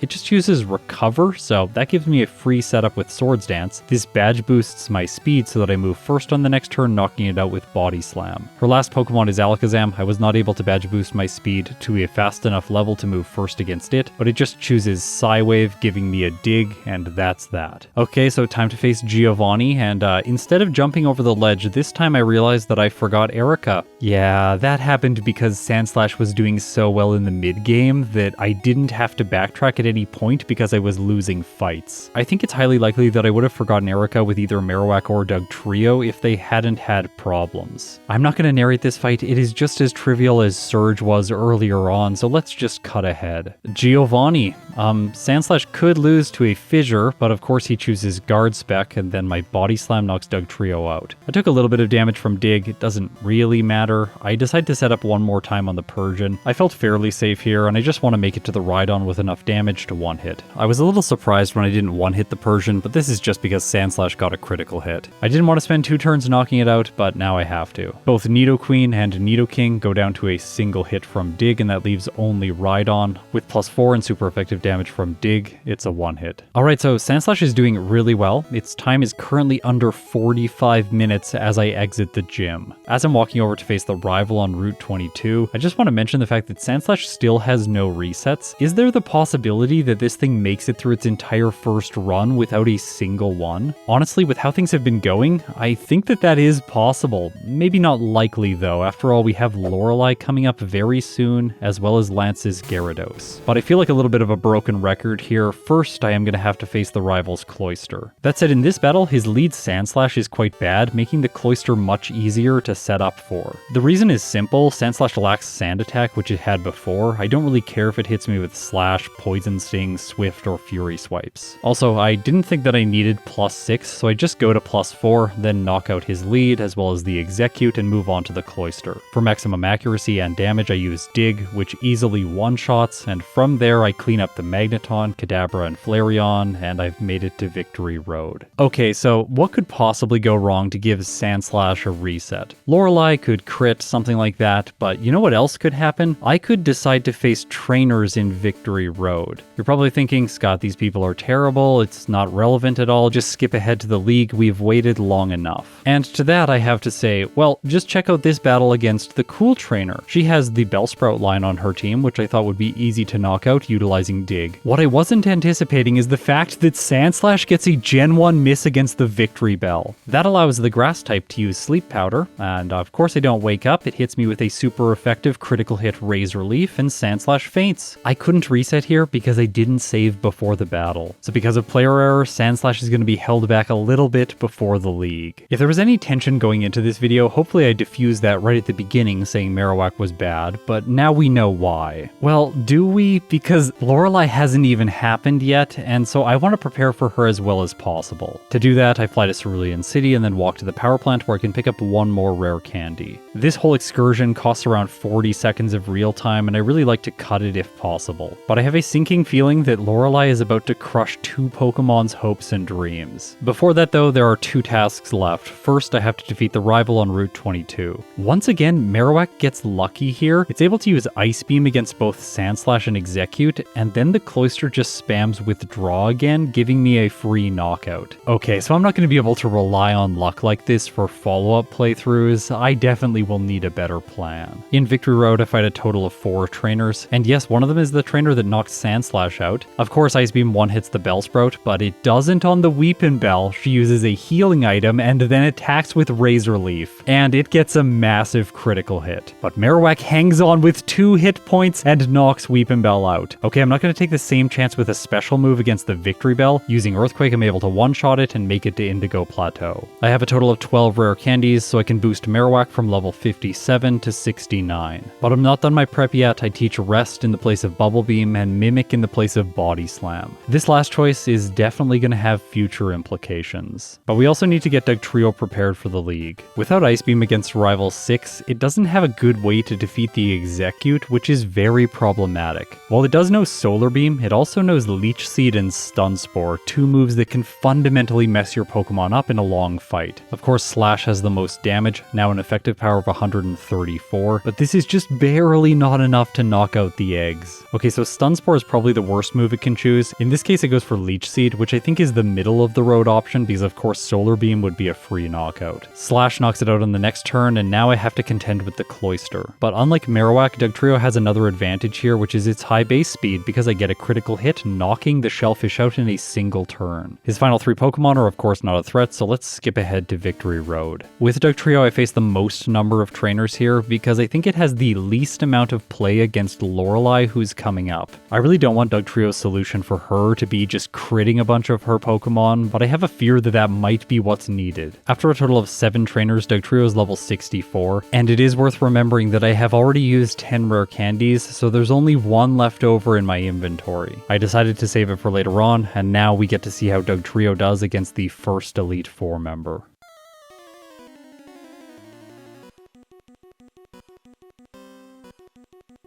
Dugong's first, I go for Earthquake and get a lucky critical hit, knocking it out in only a single turn. Alright, hopefully I'll do the same to the Cloyster, but no, it survives, goes for Ice Beam, and freezes Dugtrio. If I don't crit the Dugong, then it's going to attack, and Bubble Beam does almost half. This means I'm in a worse position for the Cloyster, and Clamp finishes me off with a 3-hit. Okay, so I'm going to go back to the power plant and grab an extra rare candy because I anticipate the Dugtrio is going to struggle here for a little while. One extra level isn't going to be enough though, so I'm going to invest time in training. I go back to Saffron City, fight the trainers in the fighting dojo, as well as some trainers south of Fuchsia City. At level 66, I go back to Indigo Plateau using 2 rare candies to bring Dugtrio up to level 68 over the next damage rounding threshold before fighting Lorelei again. I want everyone to prepare themselves for this pain. Dugong crits with Aurora Beam, taking Dugtrio down to red health. Yeah, the Cloyster is just going to polish me off. Well, actually it misses a Clamp, which is really convenient, so I make it to the Slowbro, which I luckily crit. Maybe Dugtrio can do this. I know I'm going to need a crit against the Lapras, but of course I don't get it, and it finishes me off with Blizzard. There's some upside against the Dugong, because if Earthquake does enough damage, then Lorelei will use a Super Potion, deleting Dugong's attack. This lets me finish it off for free, but then Cloyster crits with Clamp, doing so much damage, and it gets a 3-hit, which is enough damage to take Dugtrio down. Dugtrio is so fast that if Dugong crits with Bubble Beam and gets a speed drop, I still have enough speed to move first against the Jinx, but not enough health to survive the Cloyster. So I just decided to reset right away to save time. The next fight starts off really well. I crit the Dugong, then Cloyster comes in, it goes for Ice Beam, luckily doesn't freeze me, so I move on to the Slowbro. This is where we need to start examining its moveset. It has Psychic, Surf, Withdraw, and Amnesia. Lorelei has AI modification 3, meaning she's going to be choosing between Surf and Withdraw because she sees them as super effective against Dugtrio's ground type. Lorelei also has AI modification 2, meaning the Slowbro on its second turn in battle will always use Withdraw. That means it would be ideal if it didn't go for Surf the first turn it was in battle, but of course it does. Dugtrio hangs on with 8 hit points, knocks it out, and moves on to Jinx. So once again, it looks like I need a crit against the Lapras. Without one, there's the potential for me to win if a Hydro Pump misses or maybe a Blizzard misses, but that doesn't happen this time. Alright,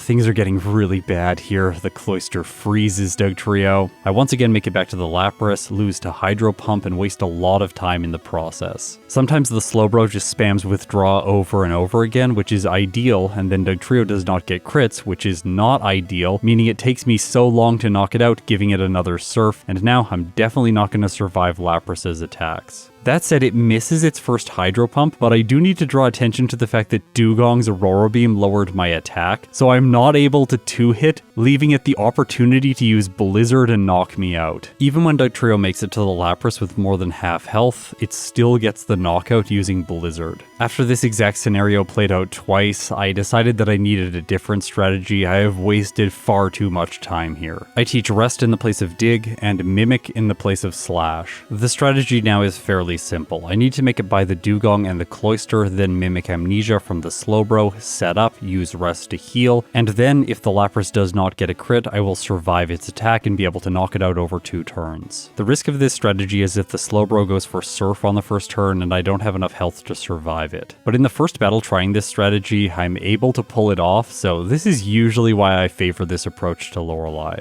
With my setup complete, I knock out the Jinx and move on to the Lapras. Okay, so am I going to knock it out with badge boosts? And the answer is no. It goes for Hydro Pump, doesn't get a critical hit, and Dugtrio finally defeats the Ice-type specialist. Okay, let's put on some silly music. This is the only time we are going to see this trainer in the entire video because yes, all 3 of these Pokemon do not have problems with him. Interestingly enough, Agatha, who is usually a threat, is really not when you have Dugtrio. I am faster than all of her powerful ghosts, Earthquake is super effective, and the only Pokemon that I can't hit with my ground-type stab move is the Golbat, but I can just knock it out using Rock Slide. I didn't even need to waste time mimicking Substitute to play safely. It's just safe to attack. But Lance is next, and if you played Generation 2, you will know that he is a flying type specialist, and that makes me very worried. His first Pokemon is Gyarados, and it knows Hydro Pump, so it will always use this move against ground types. What I'm hoping for is that Dugtrio will be able to survive 1 attack, and then knock it out with 2 uses of Rock Slide. Or that I get a critical hit, and that's what happens. The first Dragonair goes down to a single Earthquake, but then I take things slower on the second one. Since Dugtrio has decent special, I figured that mimicking Ice Beam would be my best chance chance against the Dragonite. Do remember, in yellow version it knows Blizzard, so I really don't want to take a hit. This ends up not going well because Mimic gets a Gen 1 miss. Yes, this can happen. And then Dragonair hits with Bubble Beam, which lowers my speed, so I am now slower than the Aerodactyl. I Mimic Ice Beam on the next turn, knock the Dragonair out, and then move on to Aerodactyl. So it's gonna hit me with something, which is a little bit worrying because it has good physical moves like Fly and Hyper Beam. It chooses the more powerful move, but luckily it just misses and I knock it out with Rock Slide. Okay, that's perfect. Ice Beam hits the Dragonite, and with that, Dugtrio has finished the league. It gets a Lance split of 1 hour and 9 seconds. With the experience from the Dugtrio playthrough, I know that Marowak needs a better way to defeat Lorelei, so I'm going to be using the Rest and Mimic strategy from the start. This is in no way a guarantee though, things can go very wrong. Dugong can lower my speed with Bubble Beam and then attack again before I knock it out, leaving the Cloyster to knock me out with Clamp. It can also just crit on the first turn, so I have 2 losses here before I even make it to the Cloyster with full health. I get lucky because Cloyster misses with Clamp and Marowak 2 shots using Earthquake. I'll definitely survive a first turn Surf if Slowbro goes for it. It does. I have more than half health remaining, and so I'm able to set up 2 Amnesias before it uses its next attacking move. Because of that, I get fully set up, rest, and then I use Ice Beam to knock the Slowbro out. Yeah, I actually think this is the better choice just because of my special stat now after so much setup. Do remember that the Slowbro was setting up its defense with Withdraw this entire time. Next is Jinx. I knock it out in 1 hit, move on to the Lapras. Earthquake does a lot of damage, taking it to red health, just like with Dugtrio.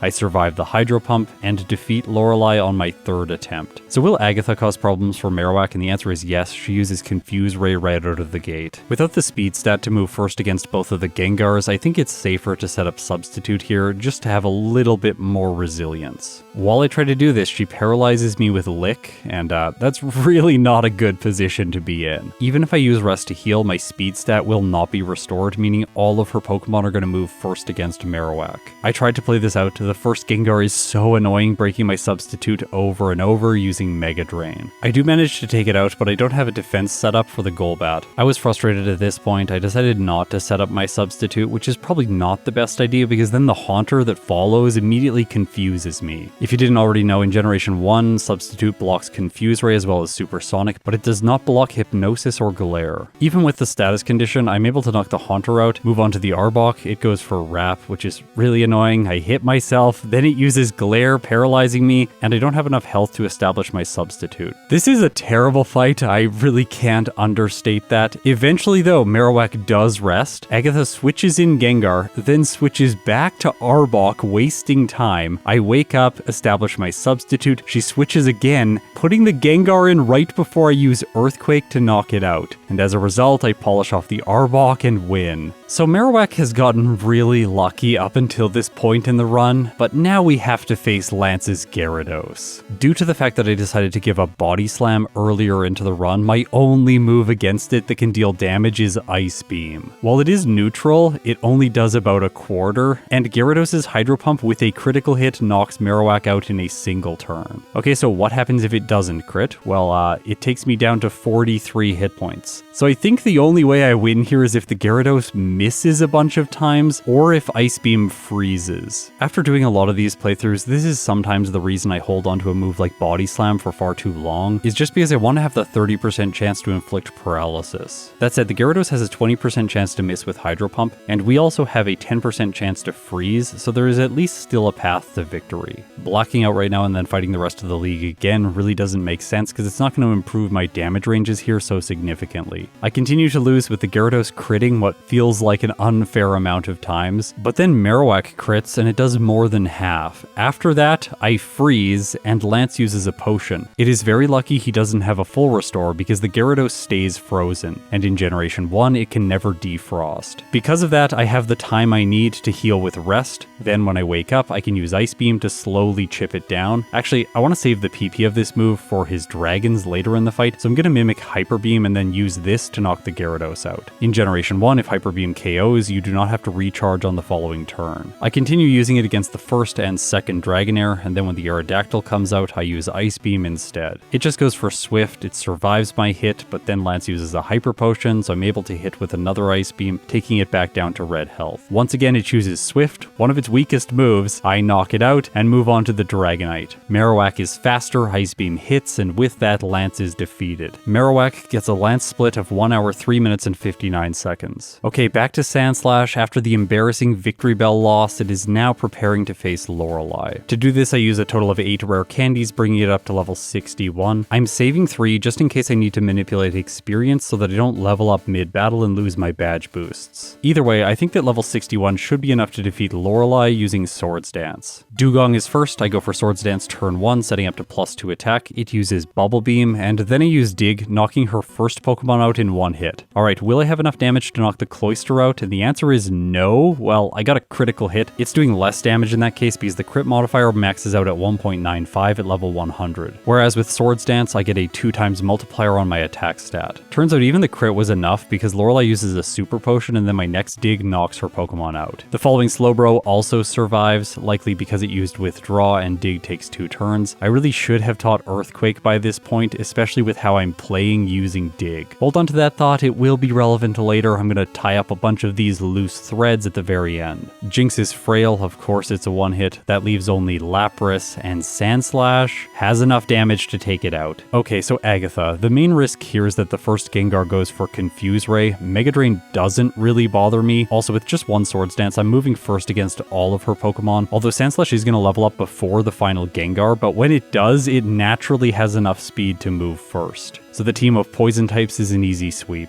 There's an interesting interaction here with Lance's Gyarados. Because I'm faster, I can use Swords Dance, which sets up my special, meaning that I take less damage from Hydro Pump provided it doesn't crit. This allows Sandslash to survive the hit with orange health and knock the Gyarados out with Rock Slide. From there, I can use Dig to one-shot both of the Dragonairs, and I move on to the Aerodactyl with an unfortunate speed stat. I have 167. It uses Fly, so I should have set up a third Swords Dance, but I don't. Either way, it doesn't matter because I survive Fly, knock the prehistoric Pokemon out, and move on to his ace Dragonite. The only question left is, will Rock Slide hit? And the answer is no, it misses. Dragonite uses Blizzard and Sandslash faints, getting its first reset on Lance. Okay, so maybe I should have used Body Slam against the Dragonite just to ensure that I wouldn't have the chance to miss. In the next battle, I got a little bit overconfident, thinking that I could set up on the first Dragonair because it only has electric attacks and normal moves. I thought my defense would be high enough to survive Slam and Hyper Beam, but the Dragonair crits and Sandslash faints. Without the crit, I do survive Hyper Beam, and so then I can finish the Dragonair off after getting one turn of setup in. This allows me to move first against the Aerodactyl, knocking it out with Rock Slide, and then on the Dragonite, I hadn't yet realized that I should be using Body Slam. Instead, I go for Rock Slide, and Sandslash gets the one hit. That gives it a Lance split of 54 minutes and 51 seconds. It is well ahead of the other two at this point. Before the champion, I use my final 3 rare candies, bringing Sandslash to level 67, and I teach Earthquake in the place of Dig. And here is how my battle with the champion went using the Swords Dancing machine.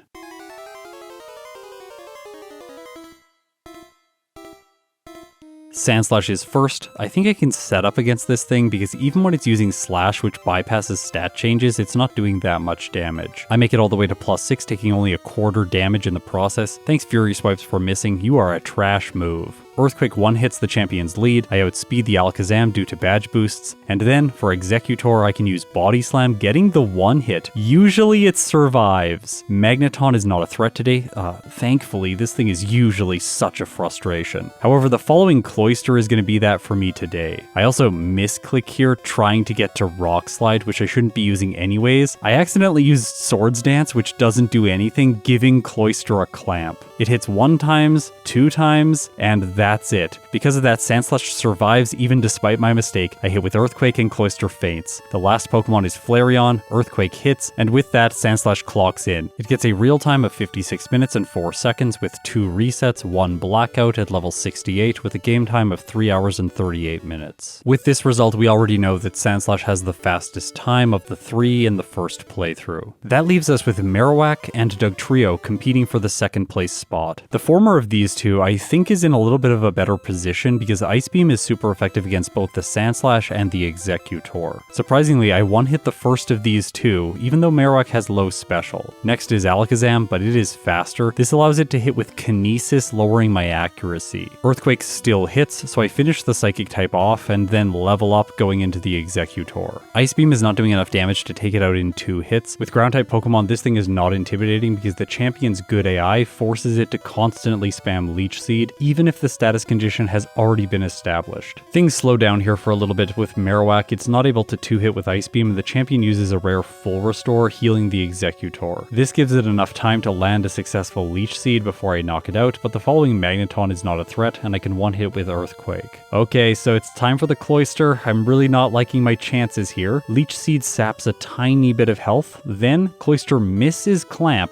and Earthquake does less than half. Alright, that is not very good, but I still think I might be able to survive a weaker move like Aurora Beam or maybe a 2-turn Clamp. But instead, Cloyster chooses Ice Beam, and yeah, it gets a Generation 1 miss. Okay, Marowak's luck continues, so maybe I can survive an Aurora Beam and knock it out. Cloyster chooses the weak Ice-type move, that's perfect, but yeah, it just gets a critical hit and knocks Marowak out. If I wasn't able to win after a Generation 1 miss, I'm gonna need a different strategy. In the next fight, my luck is even worse. Alakazam once again goes for Kinesis, and then the Executor establishes Leech Seed right away, draining my health to about half before the Magneton comes in. But this is where an idea hit me. Since I'm a ground type, this electric type cannot hit me with its most powerful moves. Therefore, I can take my time here mimicking Thunderbolt, which is going to be super effective against the following Cloyster, and I can use Rest to heal to full, because this stalls for time, letting the Magneton badge boost me with the occasional Screech. After 2 boosts, I knock it out and move on to the Cloyster. Okay, I need to get lucky here. Unfortunately, due to accuracy, my Thunderbolt misses. Cloyster uses Aurora Beam, which Marowak survives, so now we need to see how much damage Thunderbolt will deal. With 2 badge boosts, my Thunderbolt is able to knock the Cloyster out, so I'm moving on to Flareon. I made what I think is objectively the wrong choice here, using Rest to heal, because this gives Flareon time to use Fire Spin, bringing me back down to low health. Okay, I guess I should just attack with Earthquake. It goes for Quick Attack, bringing me down to low health, and if it does that again after a miss from Earthquake, I will lose. Okay, Kinesis, are you going to be the thing that causes Marowak to lose again? And the answer is no! Earthquake hits, Flareon goes down, and Marowak clocks in. It gets a real time of 1 hour, 6 minutes, and 19 seconds with 14 resets, 2 blackouts at level 72 with a game time of 3 hours and 58 minutes. The question still remains, will Dugtrio be able to best this time? The champion's first Pokemon, Sandslash, provides Dugtrio an interesting option. It can mimic Slash so that it has a move with a high critical hit rate. This is going to be useful against the Executor specifically because I don't want to have to knock it out with Rock Slide. That would definitely take more turns, as well as giving me the chance to miss. I finished the Sandslash off with a single critical hit Earthquake, and I'm faster than the Alakazam with powerful physical damage. Slash is doing more than half to the Executor, but it is able to set up Leech Seed before it goes down. Earthquake one-hits Magneton, and now it's time for the Cloyster, but Dugtrio gets a critical hit here. However, the Cloyster survives on red health, I take Leech Seed damage, and then it gets a chance to attack. In this case, it chooses Aurora Beam, its weakest move, which is great. Dugtrio survives on 18 hit points and knocks it out. Flareon could get me with Quick Attack, but the AI has no idea this move has priority, so it doesn't use it, and Earthquake gets the knockout. Dugtrio clocks in with a first playthrough time of 1 hour, 58 seconds, with 18 resets, 1 blackout at level 71 with a game time of 3 hours and 34 minutes. Here are the results for the first playthroughs. If I'm being honest, Sandslash performed really well, but not quite as well as I was hoping for in my first run. On the other hand, Marowak had a bad time. I thought it was going to be faster than this. I believed that all 3 of them would be faster than an hour when I first set out to do these runs. That said, after the first playthrough, I was even more worried about doing follow-ups with Marowak because it got really lucky in the mid-game. I'm not going to be able to rely on luck like that for follow-up playthroughs. So let's get right into them, and we're going to start with Marowak and see what I was able to come up with. As this run gets started, I want you to note there are a few mistakes in these playthroughs, and I'll try to call them out as they come up. There was once a time when I really wanted my follow-up attempts to be perfect, but I have since learned that that's kind of impossible when you're playing a 45 minute to 1 hour playthrough, especially when the game speed is 4 times because there's not a lot of time to react to events. I decided to scaffold that right away because my mistake in the early game with Marowak is shooting for level 26 before Misty rather than level 25. This will all make sense in a little bit. We have to talk through all the trainers first. With Marowak, I found that fighting Brock at level 6 on minimum battles was just a little bit too risky. So to ensure that Marowak doesn't have problems with the first gym leader, I battled the last in Viridian Forest and then the mandatory bug catcher. Against Brock, the key strategy to play around Bide is to use Leer. If you use it a total of 5 times, the KO is not guaranteed, but with 6 it is. Anything under 5 is risky because if Bone Club misses on its second hit and Bide pays back damage, then Marowak will faint. As was the case during the first playthrough, there is a required backtrack to Pewter City to heal when using Bone Club on Route 3. I tried in several follow-up attempts to utilize Leer a little bit better on this route to get through it with less uses of Bone Clubs and not have to backtrack, but the extra time setting up is roughly equivalent to the time it takes to walk back to the Pokemon Center, plus if Bone Club misses, you might have to backtrack anyways, even after wasting time with Leer. By the way, the Route 3 trainers, just to conserve PP, are the last instead of the bug catcher with 4 Pokemon. Other than that, I'm just fighting minimum battles until I reach Mount Moon. Here Marowak's moveset dramatically improves, so I'm going to spend my time training now. I fight the optional Super Nerd, the Rocket by Mega Punch, the Youngster, the Hiker, and then the Rocket just before the 2 mandatory trainers. By the end of the cave, Marowak reaches level 17, and I fight the Junior Trainer, the mandatory one, in Misty's gym to level up to 18 over a damage rounding threshold before fighting the rival on Nugget Bridge. The main advantage to doing this fight at level 18 is that 1, it synergizes with my goal level of 26 before Misty, and number 2, that gives me access to Headbutt, which is far more reliable than Mega Punch. With my new normal type move, I have a 2-hit on the Spearow, Water Gun gives me a 2-hit on the Sandshrew, and from there Bone Club has an 85% chance to knock out the Rattata, and then a 74% chance to 2-hit the Eevee. Do note in this fight I went for Headbutt just for a little bit more consistency. I didn't need to gamble for the 1-hits. On Route 25, I only fight 1 optional trainer, the guy with 3 Geodudes and 1 Machop. This hiker should essentially be nicknamed the Seismic Toss Hiker, because you have to fight him in order to get Seismic Toss. Here, I'm just fighting him for experience because Water Gun makes the Geodudes quick to knock out. Contrasting Marowak's experience on Route 3, it has more than enough PP to make it through this area of the game without any healing items. Very technically, I could have just proceeded south to Vermilion City without healing using the elixir instead, but I made a small mistake and went to the Pokemon Center. This loses about 10 seconds of time because of how much walking there is around the Pokemon Center due to the ledges in Cerulean City. Okay, so I said I was going to bring up Sandy again, so let's talk about her. With Marowak, I found when trying to squeeze through the game at a lower level that she was just way too inconsistent, but if I have done this additional training to this point in the game, then Mega Punch has an 85% chance to knock out her birds in a single hit. Honestly, that makes things so much easier here, so let's proceed to the SS Anne. I will fight 4 optional trainers here. First, the guy to get rest, second, the guy for body slam, third, the gentleman for the rare candy, and fourth, after the rival, I'm gonna fight this gentleman. Now, doing this battle after the rival is objectively a mistake. I was planning to get level 26, but I wasn't quite there, so I had to just route in someone last minute. And the reason this is a mistake is because at level 25, I already have enough speed to move first against Misty's Starmie. Interestingly enough, in a former playthrough, when I was at level 25, I only had 38 speed, which is a speed tie, and I really didn't want that to be the case. It turns out what happened is that the small amount of stat experience differential between the trainers I was fighting caused me to have 1 more speed in this playthrough when compared to my previous run. While playing, I didn't notice my speed stat, and so I did this extra training when it wasn't strictly required. That said, I don't really like going off my plan when doing follow-up playthroughs because it usually messes up my experience in the late game, so I'm glad I stayed the course. The reason I need the speed for Misty is because I'm not going to survive 2 bubble beams from the Starmie, and this is largely why Marowak has to go to the SS Anne first. It just needs the levels to ensure that it 1-hits the Staryu and can move on to the Starmie with full health. Speed is a significant problem against this thing, and I need to use Body Slam to inflict paralysis so that I can attack 2 times in a row. This is not the kind of consistency that I like, but I don't see any other way of getting by Misty with a decent time. In testing, I worked out the damage ranges, and Marowak needed to be level 30 to one-shot the Starmie with Dig, and that was just way too much training for this portion of the game. With Marowak, there are 2 factors that can give it the win, either paralysis from Body Slam, or the Starmie choosing Water Gun twice in a row, which is what happens here. This is now a really good run.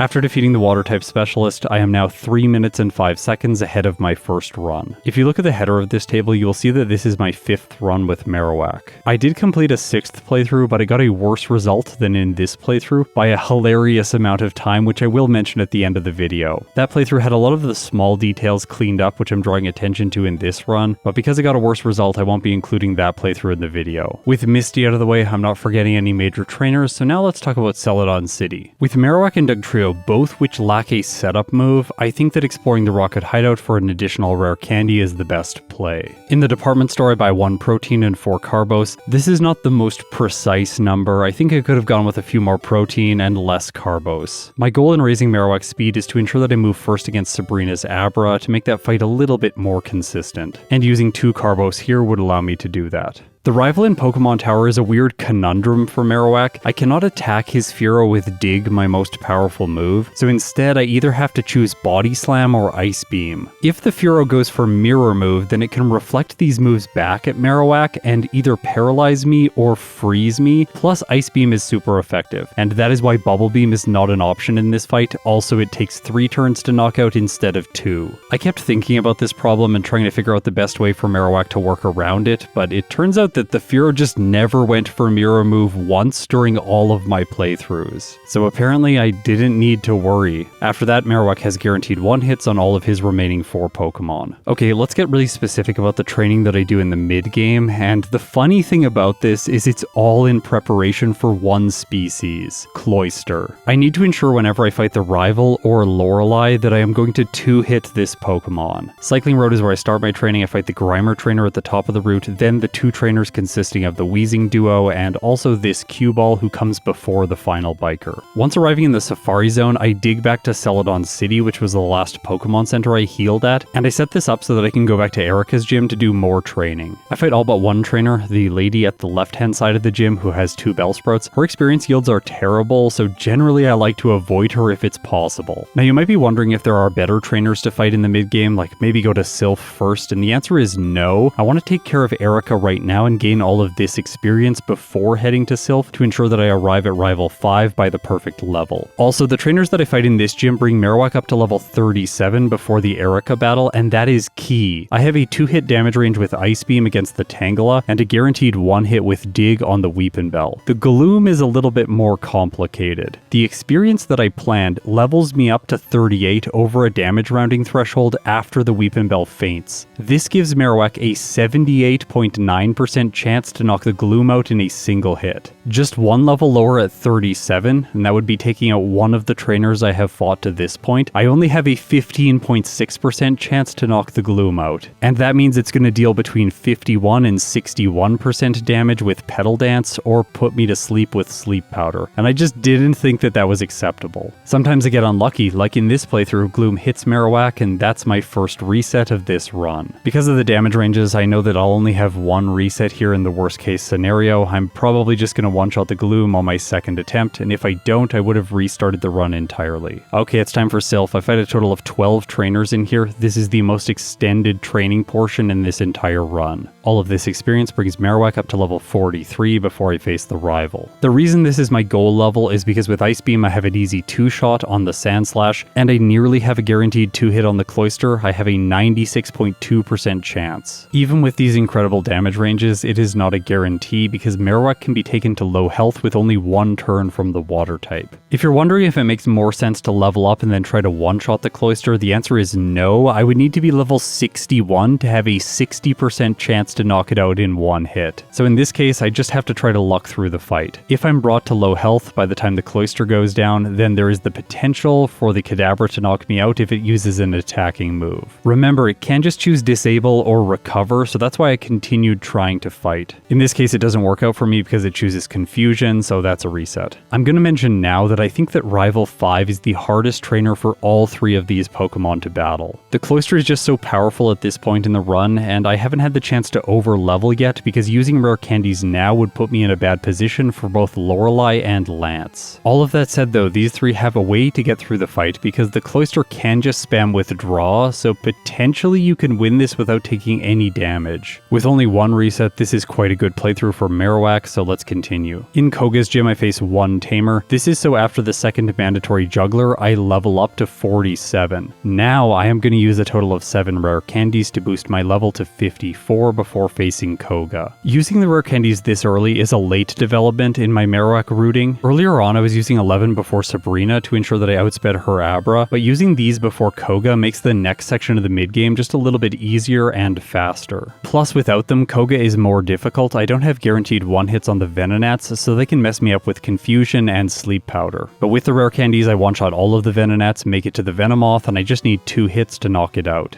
Completing Erica earlier allows me to grab the Warden rare candy without any backtracking, and then I head to Cinnabar Island. In this section of the game, all of the training that I'm doing is to get Marowak to level 65 before I face Lorelei. This is the level required to ensure the Dig is going to 2-shot the Cloister. I fight Psyche and then 5 trainers inside of Blaine's gym, this guy, this guy, this guy, this guy, and this guy. This brings Marowak to level 55 when it faces Blaine, and with no setup it has guaranteed 1 hits with Dig on all 3 of his Pokemon. Of course I can lose here because it always feels like you can lose against Blaine, he's one of those trainers, but I don't in this run. This is the 3rd checkpoint where I'm like, this run is really good. If I've had a fast Misty, a fast Rival 5, and a fast Blaine, I feel on track to PB. In Sabrina's gym I fight 1 optional trainer, this guy, he has a Mr. Mime, by the way, one of the creepiest Pokemon ever. After defeating him, I take on Sabrina, and now I have enough speed to move first against the Abra. All of her Pokemon are guaranteed 1 hit, so I just need to hope that they don't get lucky spamming Psychic, maybe getting a critical hit or a special drop.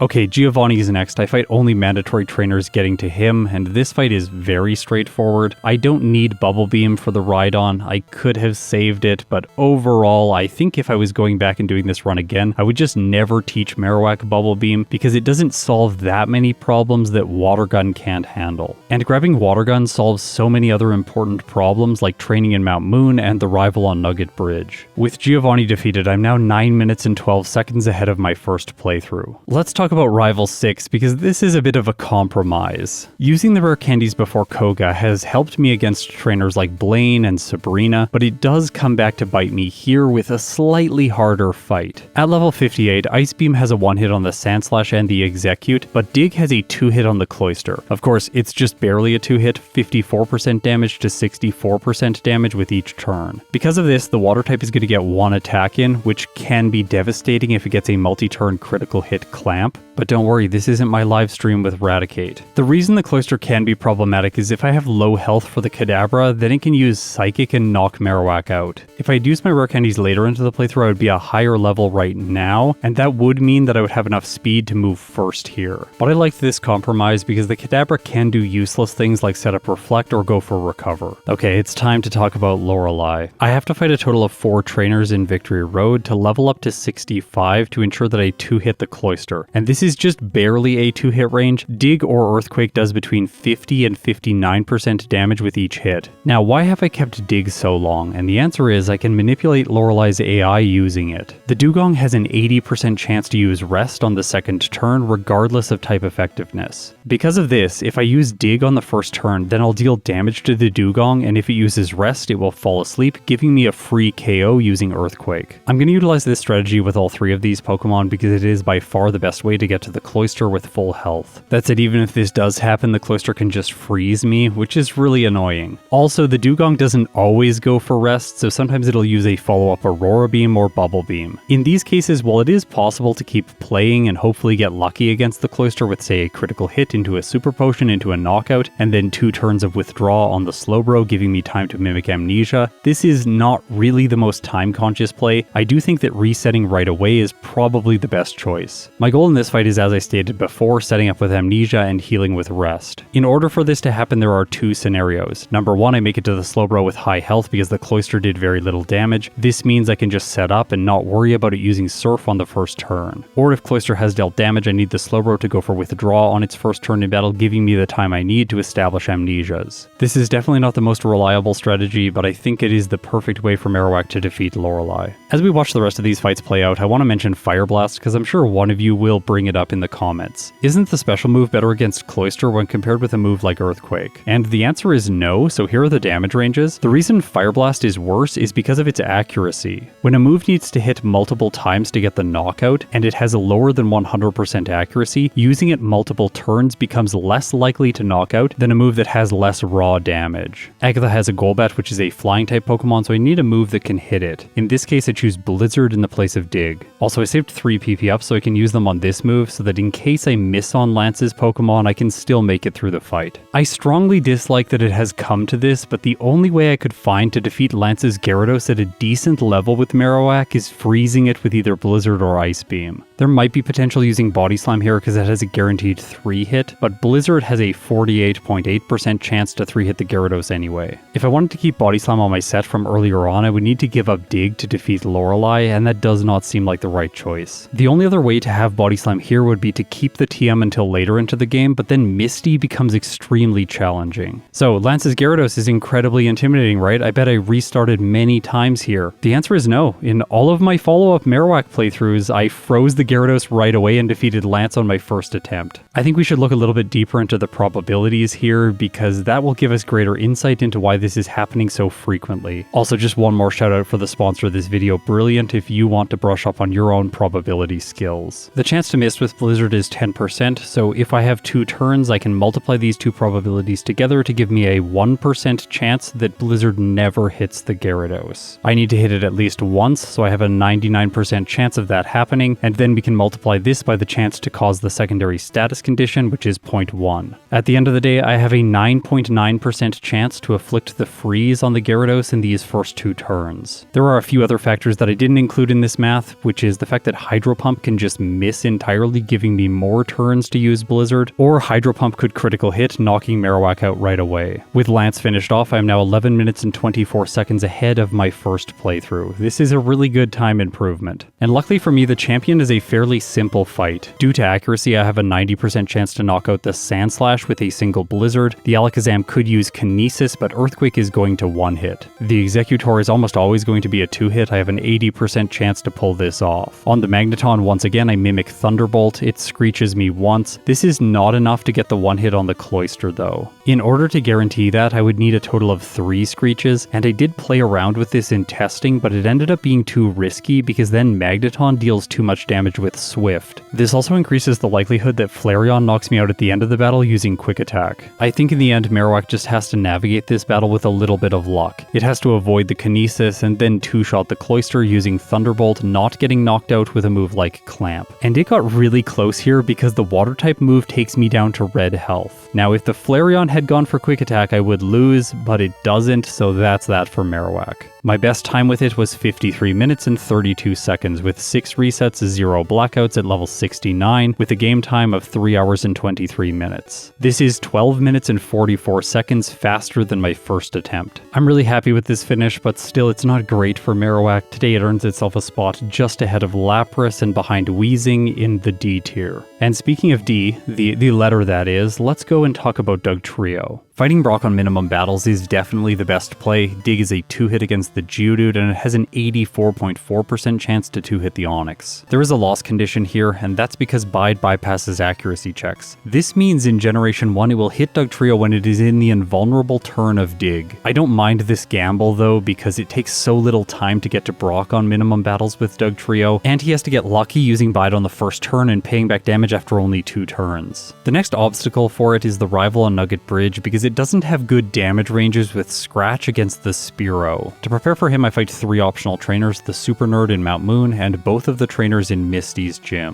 While this doesn't give me a 2-hit against the Spearow, well, I have a 5.5% chance, but I'm more likely to 3-hit with a 59.4% chance. That's just calculating Scratch's damage. Of course, the Spearow can go for Growl, and then it will take me longer. I wanted to make this fight just a little bit more consistent because I can be hit by Sand Attack from the Sandshrew since Dig only has a 20 93.4% chance to one-hit. Dugtrio would need to crit. In comparison with Marowak, Dugtrio doesn't really have problems against Misty because it's easily able to outspeed both of her Pokemon. Dig is a one-hit at level 22 and a two-hit on the Starmie, with a 16.8% chance to one-hit in the case of a crit. Starmie's damage ranges are 71 to 86% damage with Bubble Beam. That means Misty's only win condition here is getting a critical hit. Okay, so Dugtrio has a chance to lose against Brock and Misty. It's a little bit more sketchy and annoying against Rival 2. You can lose a lot of time there. However, I think the trainer in the early game that caused me the most grief is Sandy. The fact that I can't one-hit her Pidgeys means I'm exposed to Sand Attack, and I had a lot of runs just stop here entirely. I decided to save before her and take one reset in playthroughs, but if I get more than one or the battle takes a very long time, then I'll just restart the run entirely. On the SSN, I grab Rest. This is important for Lorelei later on, and then I pick up Body Slam, which is important right now for the Rival, giving me a one-hit against his Spearow. It also has a one-hit against the Rattata, and from there Dig can manage both of his final two Pokemon. Okay, so sometimes on my channel jokes get kind of old, so here is Surge. Did you think I was going to cut away from that one? Because I'm not. In this case, Dugtrio goes for Dig, gets a Gen 1 miss. I didn't save or heal before this fight. Surge uses Mega Kick, and Dugtrio faints. Going into this video, I didn't think there was a chance of this happening, but it turns out with a Gen 1 miss, anything can happen. By the way, all of the follow-up attempt footage we've been watching up until now is Dugtrio's 5th attempt, but this footage of Dugtrio losing to Surge is just from a random attempt that I obviously didn't finish. If I lose to Surge and I didn't save, it doesn't make sense to keep going. For the mid-game, I need to compare two moves to each other, Slash and Rock Slide. These two moves allow Dugtrio to hit Flying-type Pokemon. Rock Slide has more damage, plus it has the chance to crit, but it also has lower accuracy, whereas Slash is just overall much more consistent. I want to be able to keep Dig on my set until I get to Lorelei so that I can dodge the first attack from Dugong. But I also want to be able to teach Earthquake when I get to Silph so that I can minimize the number of turns that I spend in battle, saving time. So ideally, I'm going to be keeping Dig and Earthquake until Lorelei, meaning I only have two more move slots to work with. Body Slam is occupying one of them, and it's decent throughout the mid-game, but overall it's not really that impactful outside of what I've already mentioned. Now, after I defeat the rival in Silph, Erica, and Koga, which I'll talk about in just a second, I'm going to teach Dugtrio Mimic. This is for a very specific purpose against the Poison-type specialist. That means I only have one move slot in the mid-game to work with to counter Flying-type Pokemon, so I have to choose between either Slash or Rock Slide. And in this case, I think that Slash makes a lot more sense. Normal type moves aren't particularly useful once you defeat Giovanni, or even just before him, because he does have rock type Pokemon. Plus later in the game, the extra damage from Rock Slide will be an advantage. In Silph, I learn Slash, and then I train up to level 40 to face Rival 5. This is the first major threat that Dugtrio has to go up against. If I trained to level 43, I would have much better damage ranges, but it feels like a little bit too much of an investment at this point in the playthrough. Plus, if I can make it through at level 40, everything else just works out really well. Against the Sandslash, I have a 79% chance to two-hit, and then on the Cloyster, I have a 42% chance. Remember, it has a 33% chance to select Withdraw, plus if I bring it to low health, the rival can use a potion. I get very unlucky in this fight, not resetting once, twice, 3 times, 4 times, or 5 times. I have a total of 6 resets here before I finally defeat the Cloyster. With it defeated, the rest of his team is irrelevant, so Dugtrio's won. If you wanted to play this run just a little bit more consistently, I would recommend going in at level 43. This ensures that Dugtrio gets the 2-hit against the Sandslash and gives a 97.3% chance to 2-hit the Cloyster. One question you might have is why not use 3 rare candies before the rival to make him more consistent? Well, the reason is I need level 63 for Lorelei, and in order to do that with the minimum amount of training, I can't use rare candies this early into the playthrough. If I had used rare candies before the rival, then I would have arrived at her at level 61 instead of 63, and that would mean that I couldn't 2-hit her Cloyster, meaning I would be in the exact same situation all over again. Essentially, I would have deferred the pain until later into the run, and then likely had to restart the entire playthrough if I got very unlucky against her. If I'm using a risky strategy, I try to ensure that that risk comes as early as possible into the run. Okay, so with Silph defeated, now let's talk about Sabrina. Remember the Carbos I mentioned in the Safari Zone that I thought would be irrelevant with Dugtrio? No, it's actually important because it gives you the outspeed on Sabrina's Alakazam. This allows me to finish her off without having to backtrack to Saffron City later. Erica's next. Body Slam is better against the Tangela because it has more upside, a 12% chance to one hit in the case of a critical hit. Once it's defeated, her team is free, well unless I get a Gen 1 miss, but that only happened once against Surge, it does not happen here, and I defeat her on my first attempt. I fight both the jugglers and both the tamers in Koga's gym, and then I teach Dugtrio Mimic. That's another reason facing Sabrina with enough speed after Silph is a good idea, because I can pick up this TM on my way. I'll be mimicking Sleep Powder if I feel like the fight is going poorly because I've missed damage ranges on the first two Venonats. Then I can outspeed and put the Venomoth to sleep and knock it out over 2 turns without sustaining any damage. Remember, this is a fallback strategy, it's not my go-to, I want to just attack if possible. I have a 96% chance to knock out the first Venonat, a 62.7% chance to knock out the second one, and a 29.3% chance to knock out the third one. I don't get this, it uses Sleep Powder, putting Dugtrio to sleep, and then it does massive damage knocking me out, giving me my 7th reset. With most Pokemon, if I had this number of resets early on, I would just recalibrate, try a different strategy, and make it through a little bit more consistently. But I know for Dugtrio its main threat is Lorelei, so if I make it through her with no resets, then I'm on track for a PB. Okay, so next is Blaine, and I actually had problems against him using Dugtrio. The Arcanine is not a 2-hit if I go in at level 48 or 47, so instead I train against 2 optional trainers in his gym, going up to 48, and then I use 10 rare candies, boosting myself up to level 58. This way I one-hit all of his Pokemon, and I also have a level boost for Giovanni, which is helpful, although he was never really a threat. Once again though, the rival is a problem, and this time it's not because of his Cloyster. In this case, it's because of the Execute. Slash only has a 17.9% chance to one-hit, meaning the grass type can use Stun Spore and cut Dugtrio's speed. What I learned doing these playthroughs is that if that happens, I should just reset right away. It doesn't make sense to try to beat the Cloyster and then get outsped by the Kadabra and knocked out. I don't have problems with the Execute in this run, and the Cloyster is now a 2-hit, so it's not a threat unless it gets like a ridiculous Clamp critical hit. Or if it gets a really good damage roll with Clamp hitting 5 turns, because it does between 17 and 21% damage per hit. I don't have issues today, so no resets here, and with that I've made it to Victory Road. In here I fight a total of 4 trainers. The Cool Trainer by the entrance with Persian and Ninetales, the Juggler with 4 Psychic types, the Cool Trainer that destroyed Sandslash, and finally I had to fight one more because I had made one small routing mistake earlier on in the playthrough skipping a trainer. I forget where, but either way the experience from this fight brings Dugtrio up to level 62, and then with the 1 rare candy from Victory Road I can boost it to level 63 for Lorelei. The strategy here is fairly simple. You use Dig on the first turn, hope that the Dugong goes for Rest on the second turn, allowing me to knock it out for free, and then I have an 85.7% chance to 2-hit the Cloyster. Just so everyone's aware, if I went into this fight at level 60, 61, or 62, the percentage to 2-hit the Cloyster drops under 50%. At level 61, it is only a 45.4% chance. I want to ensure that I regularly make it by the Cloyster so that I have a chance to set up against the Slowbro, because this is not consistent. I need it to go for Withdraw on the first turn. If it does this, then I'll be able to set up 1 Amnesia before it hits with its second attack, and then I can use Rest to heal, and after that it's easy to win. As you saw, it gets me once with Surf, but this is the only reset I have here. After that I knock out the rest of her team and move on with the league.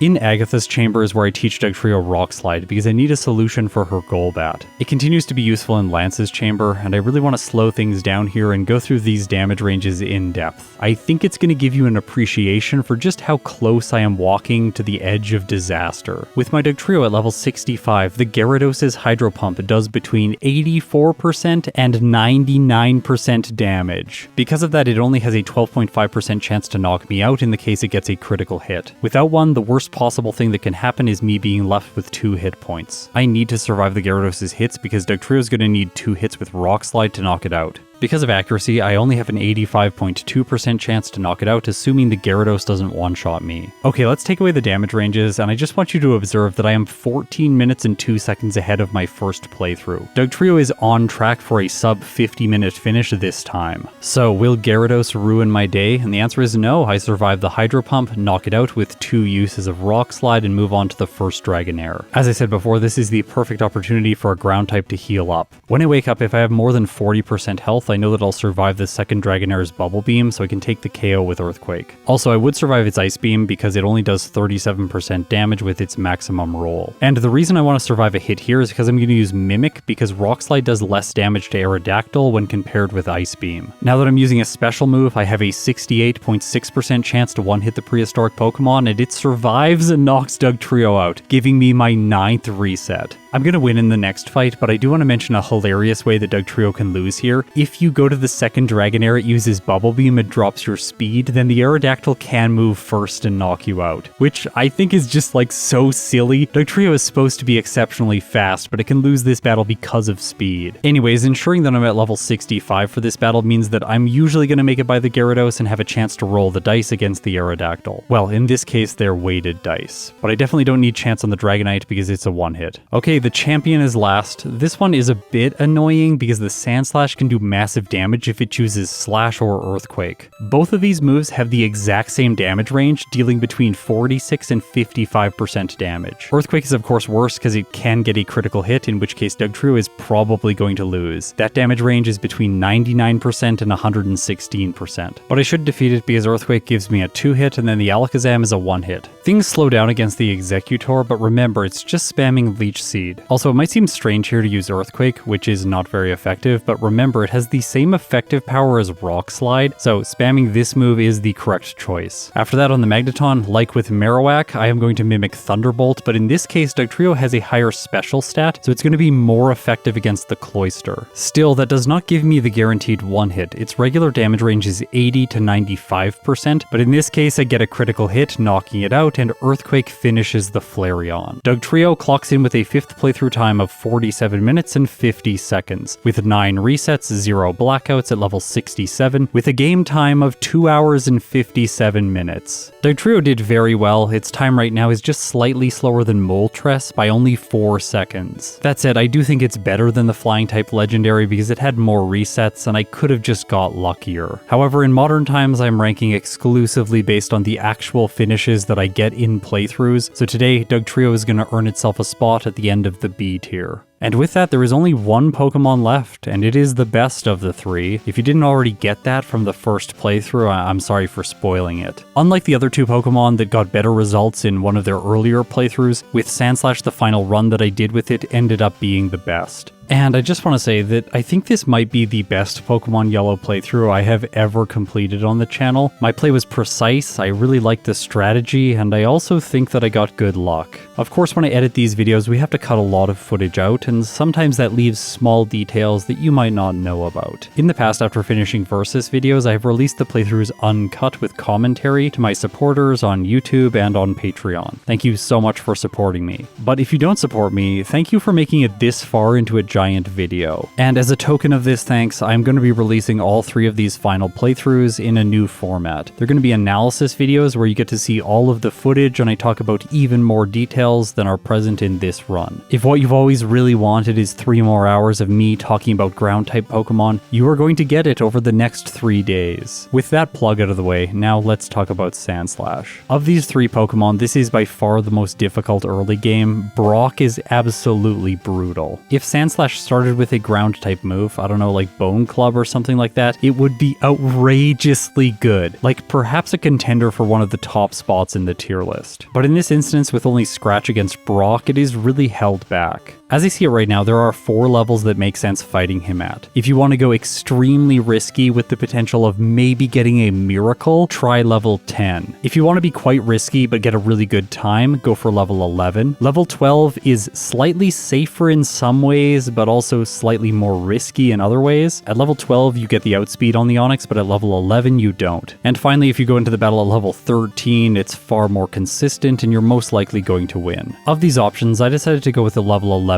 strategy. I felt like level 12 was a little bit too safe and that I should probably try and risk it and give Sandslash a really good start to its run. Beyond Brock, things become much more simple, so it's really just the early game that I needed to finesse. To get the experience required, I need to fight all of the bug catchers in the forest. By the way, sometimes this is problematic because you will run out of Scratch PP due to Metapod using Harden. In those cases, I would just restart my playthrough entirely. Sometimes though, Sandslash is going to get crits against the Metapod once they've set up, and that can really save time time as well as PP, and that's really what I want to do here. I need to make myself last. Once I make it through the forest, I'm going to go right to the gym and face the junior trainer. This is not for blackout training, although I did experiment with it as a strategy. It ends up being slightly slower than just fighting the trainers and earning the experience to get to level 11. The main reason for this is that there's not a good way to buy time against the Sandshrew because spamming Sand Attack really slows things down. Plus Sandslash has high defense, so his Pokemon can't deal much damage, meaning that they take a lot of time to knock me out. Once I defeat his team, you can see that I'm almost level 11, but I need to go back to the Pokemon Center in order to gain more Scratch PP. While I do this, I head slightly south of Pewter City, fight 2 wild encounters to level Sandslash up to level 11, and then I heal, and with that, I'm ready to face Brock. Okay, so we're gonna go through this fight. It's probably gonna take us like 5 minutes of runtime in this video, because there is a lot to talk about. So I apologize in advance if this footage is running really slowly. Level 11 brings with it enough defense so that the Geodude is only doing 3 damage per hit instead of 4. If I came into this fight at level 10, it would do 4 damage, and then I wouldn't have enough health to use Struggle against the Onix. That is, unless it misses a ridiculous number of turns, which can happen, and you could potentially win at the lower level. Just in my experience, it is extremely unlikely because Onix will have the outspeed. Currently, Sandslash has 23 speed, so it's tying the Onix, and that'll be important when it uses Bide. But for now, I have to defeat the Geodude, and to do this, I'm going to use a total of 5 Sand Attacks and then chip away at it using Scratch. What I found is if it gets me under half health, it becomes less and less likely that Sandslash is going to be able to win the fight. But if Sand Attack allows me to stay in the green, which is what happens here, then I have a really good shot. Okay, so for Onix, I'm going to use 2 Sand Attacks, blinding it so that Tackle and Bind do not hit very much. Also, preventing Screeches is nice because then the other 2 moves deal less. That leaves only Bide, and I need to talk about this move because it interacts hilariously with Speed Ties. I'm also really proud to say that the Solo Challenge community discovered this interaction. We could not find it documented anywhere else on the internet. While playing his own Sandslash run, Zealous Pawn noticed a weird interaction and then posted the clip for us to discuss on my solo running Discord. Here's the clip. Onix goes for Bide, he attacks with Scratch, then switches using Sand Attack so that it doesn't accumulate more damage, but Onix's Bide misses. We of course know that this move bypasses accuracy checks, so it can't have actually missed. Instead, what's happening here is the move is dealing 0 damage, and this just displays the miss text. But why is the move dealing 0 damage when Sandslash clearly attacked in with Scratch? I had no idea, but I had noticed this behavior a few times myself in some of my own runs. I posted the code, and luckily Snowy saw it and was able to look into it. So instead of explaining it myself, here is Snowy to explain why Bide is interacting this way with Sand Attack. In newer generations, Bide works by accumulating damage when Onix takes damage. In Gen 1, however, Bide works differently.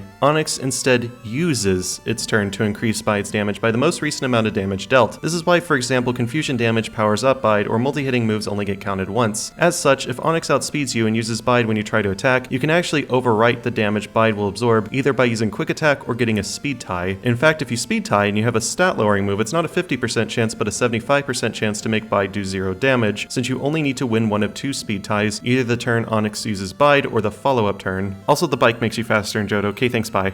Okay, bike comment aside, this is really good information, but I'm not sure if it's really sunk in for any of you. I know for me, I had to read several statements on this and also ask questions about it to finally get a sense for how this is working. What's happening here is if Sandslash loses the speed tie when Onix goes for Bide and uses Scratch, the Onix will accumulate damage. Then on the next turn, Onix does take its turn despite no text being displayed showing that it did. As a result, we have no way of knowing if Sandslash won or lost the speed tie. If it wins the speed tie and uses Sand Attack, this damage will be overwritten over the previous Scratch's damage, meaning the Onix will have accumulated no damage to that point. Because of that, when it tries to pay back damage, it will deal 0 instead of the other amount. Because of this, there's a lot of good upside for Sandslash facing Onix at this level. So with this awesome interaction helping me out, I am able to slowly chip Brock's Onix down and then use Struggle to finish it off. This lets Sandslash earn itself a 5 minute and 48 second Brock split, which is 2 minutes and 34 seconds faster than in my first playthrough. In the next section of the game, I have one goal, and that's to get to level 17 as fast as possible so that I can start using Slash. To do this, I have one optional battle on Route 3, fighting both the Bug Catcher and the Lass, and then in Mount Moon, I fight only the optional Super Nerd. By the time I'm defeating Jesse and James and I knock out their Meowth, I level up to 17 and get Slash to knock out their Coughing. With guaranteed critical hits, the rival is only an issue if the Sandshrew is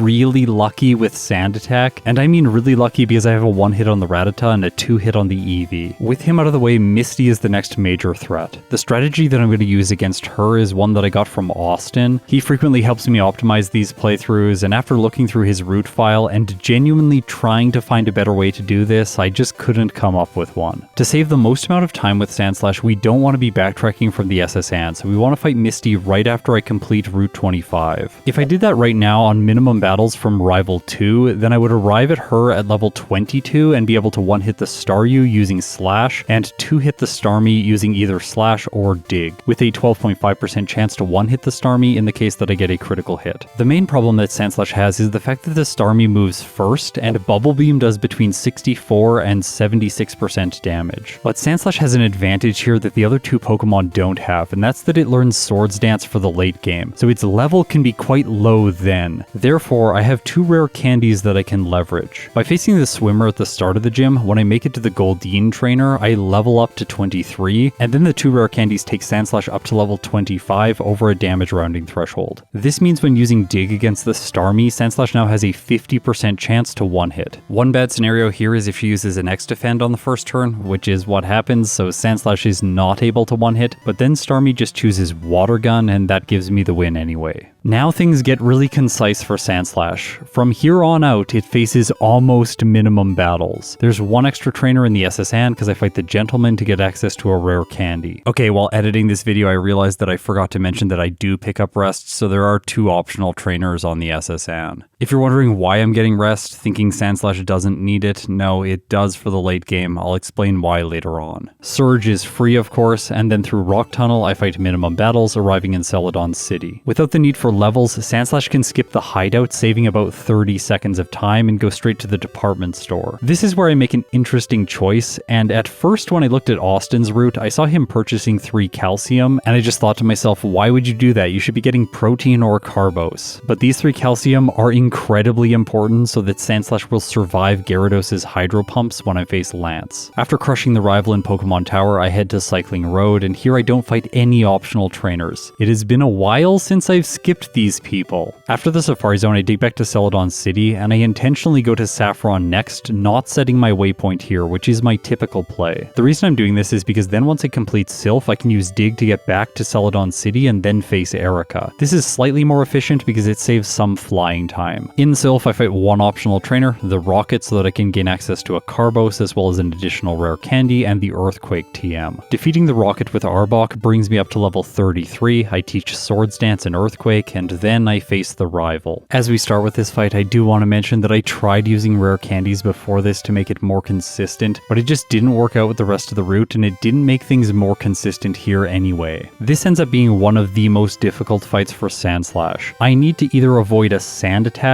or too much damage at the beginning of the battle from his initial Sandslash to set up with Swords Dance twice. As you can see here, that does not work out. I started the battle slightly damaged, it gets a Slash in and then a Sand Attack before I fully set up and knock it out. But now that I have my setup, if I don't miss on the Cloyster, I'm going to 1-hit. From there, Magneton is easy, but the Kadabra moves first, so it has a chance to use Psybeam. In this case though, it just goes for Disable, fails, Earthquake knocks it out, and I move on to the Flareon. Earthquake misses, Flareon misses a Fire Spin, and then I hit, finishing the battle. I did this fight many times and had multiple resets, but this time with 0, I knew that this was likely going to be my personal best. In Celadon Gym, I fight the trainer in the middle. This is not minimum Pokemon, but it is minimum battles. And against Erica herself, I set up Swords Dance once so that I can 2-hit the Tangela using Earthquake. If I don't do this, it could use Mega Drain, heal enough, and then survive my hits, and I don't want that to happen, plus the extra damage helps me out psychologically against the Weepinbell and the Gloom. In Koga's Gym, I defeat the first Juggler. This levels me up to 39, and then I use 4 rare candies, boosting Sandslash to level 43. The reason these rare candies are important is because they give me a 95.5% chance to 1-hit Koga's first Venonat. With it out of the way, the second one doesn't have Sleep Powder, so I can use Swords Dance to set up my attack stat, and with +2 I have guaranteed 1-hits on all of his Pokemon, including the Venomoth.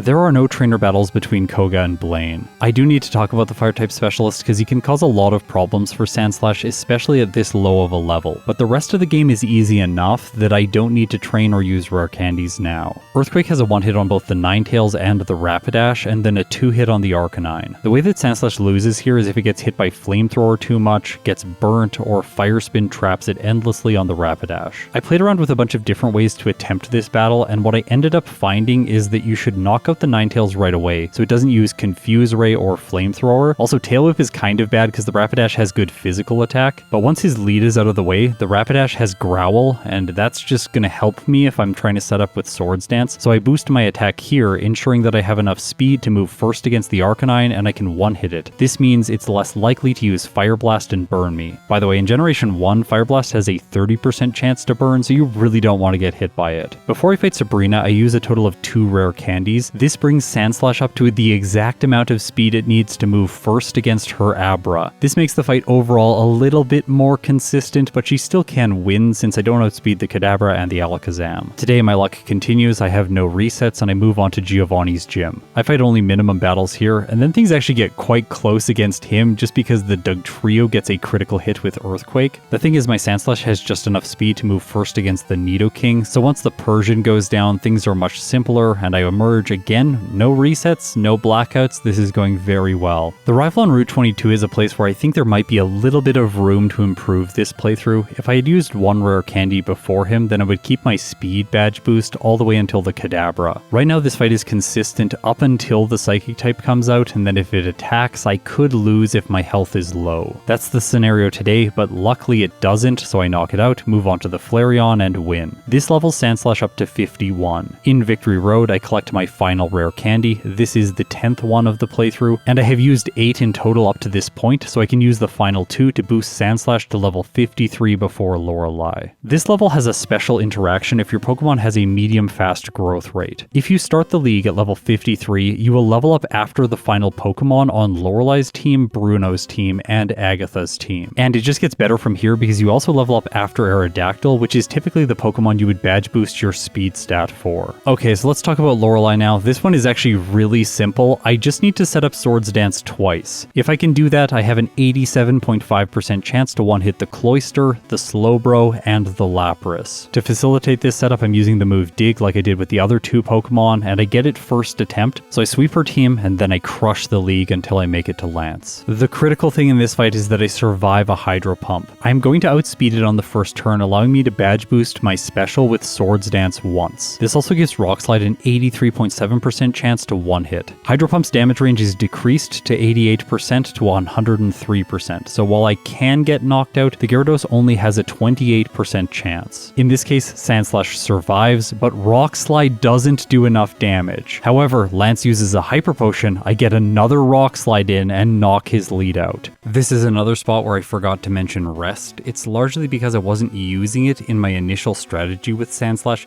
trying to save a little bit of time earlier on. But being able to heal after the Gyarados deals damage is very important, so that I can set up one more time with Swords Dance to guarantee the one hit on the Dragonite. If I only set up to +2, then Sandslash is going to 2-hit it with only an 81% chance. Whereas if I set up to +4, then I have a 78.8% chance to one-hit. So with my setup finished against the first Dragonair, I easily sweep the rest of Lance's team. Okay, so Sandslash might be able to do this with no resets. In the mirror match, I want to make sure that I set up Swords Dance 3 times, because with only 2 turns of setup, the Cloyster is only a 67.3% chance to knock out. Also, I'm going to 2-hit the Executor, but there is a chance that I one-hit it using Earthquake if I have 3 setups. I just barely managed to pull it off, move on to the Alakazam with a speed boost so I can knock it out. Earthquake then doesn't get the range for the Executor, and the champion full restores it, slightly delaying my time, and I really want you to look at the timer right now. That is very painful. I wish I could have got this run just a tiny bit faster. I knock it out, Magneton faints. From there I roll for the knockout on the Cloyster. It's an 87.5% chance. If I crit, I will fail, but I don't, and with that, Sandslash clocks in. It gets a final time of 40 minutes and 10 seconds, with 0 resets at level 58. 8, with a game time of 2 hours and 39 minutes. I'm going to rank Sandslash in 1 second, but before that, I just want to say thanks to everyone who supports me on Patreon or through YouTube memberships. It really does mean the world to me. So with Sandslash's time, it just barely did not earn itself a placement in the S tier. It would have needed to get under 40 minutes for that to be possible. With no resets, there isn't a lot of wiggle room to get its time lower. I know I could play slightly cleaner and also have a bit better luck in some fights. Overall though, I think this is a very representative playthrough with Sandslash, and while it did just barely miss the mark, it earns itself the top place in the A tier, just barely beating out Starmie by 39 seconds. As a kid, I never thought that ground types were particularly good. I always found myself using Pokemon with special stats and special moves, but I really do think that the ground type is underrated in Generation 1. It's fantastic offensively, it's immune to electric type attacks, meaning the Magneton on the Champions team is never a threat, plus his Sandslash, which is one of the other most annoying Pokemon, can't hit you with ground type attacks for super effective damage. Reflecting on these runs, I'm just really impressed with all of them. I didn't think Marowak would do as well as it ended up doing. Its first playthrough was underwhelming, but its follow-ups were quite good, and I surprisingly enjoyed playing it. Dugtrio is very frail, and I think with my current time I have the most room to improve with it. But Sandslash is just incredible, and of course today it is the victor. And for now, it is the highest ranked ground-type Pokemon in the entire tier list. And that is quite the achievement, because I have almost completed Pokemon Yellow with every single ground type. The only one I have left to play is Graveler, but I've played with Geodude and Golem, so I have a sense for how it's gonna do. Definitely not as well as Sandslash. Thank you to Brilliant for sponsoring this video, and now, if you have made it this far, you're incredible. I'll see you in my next video.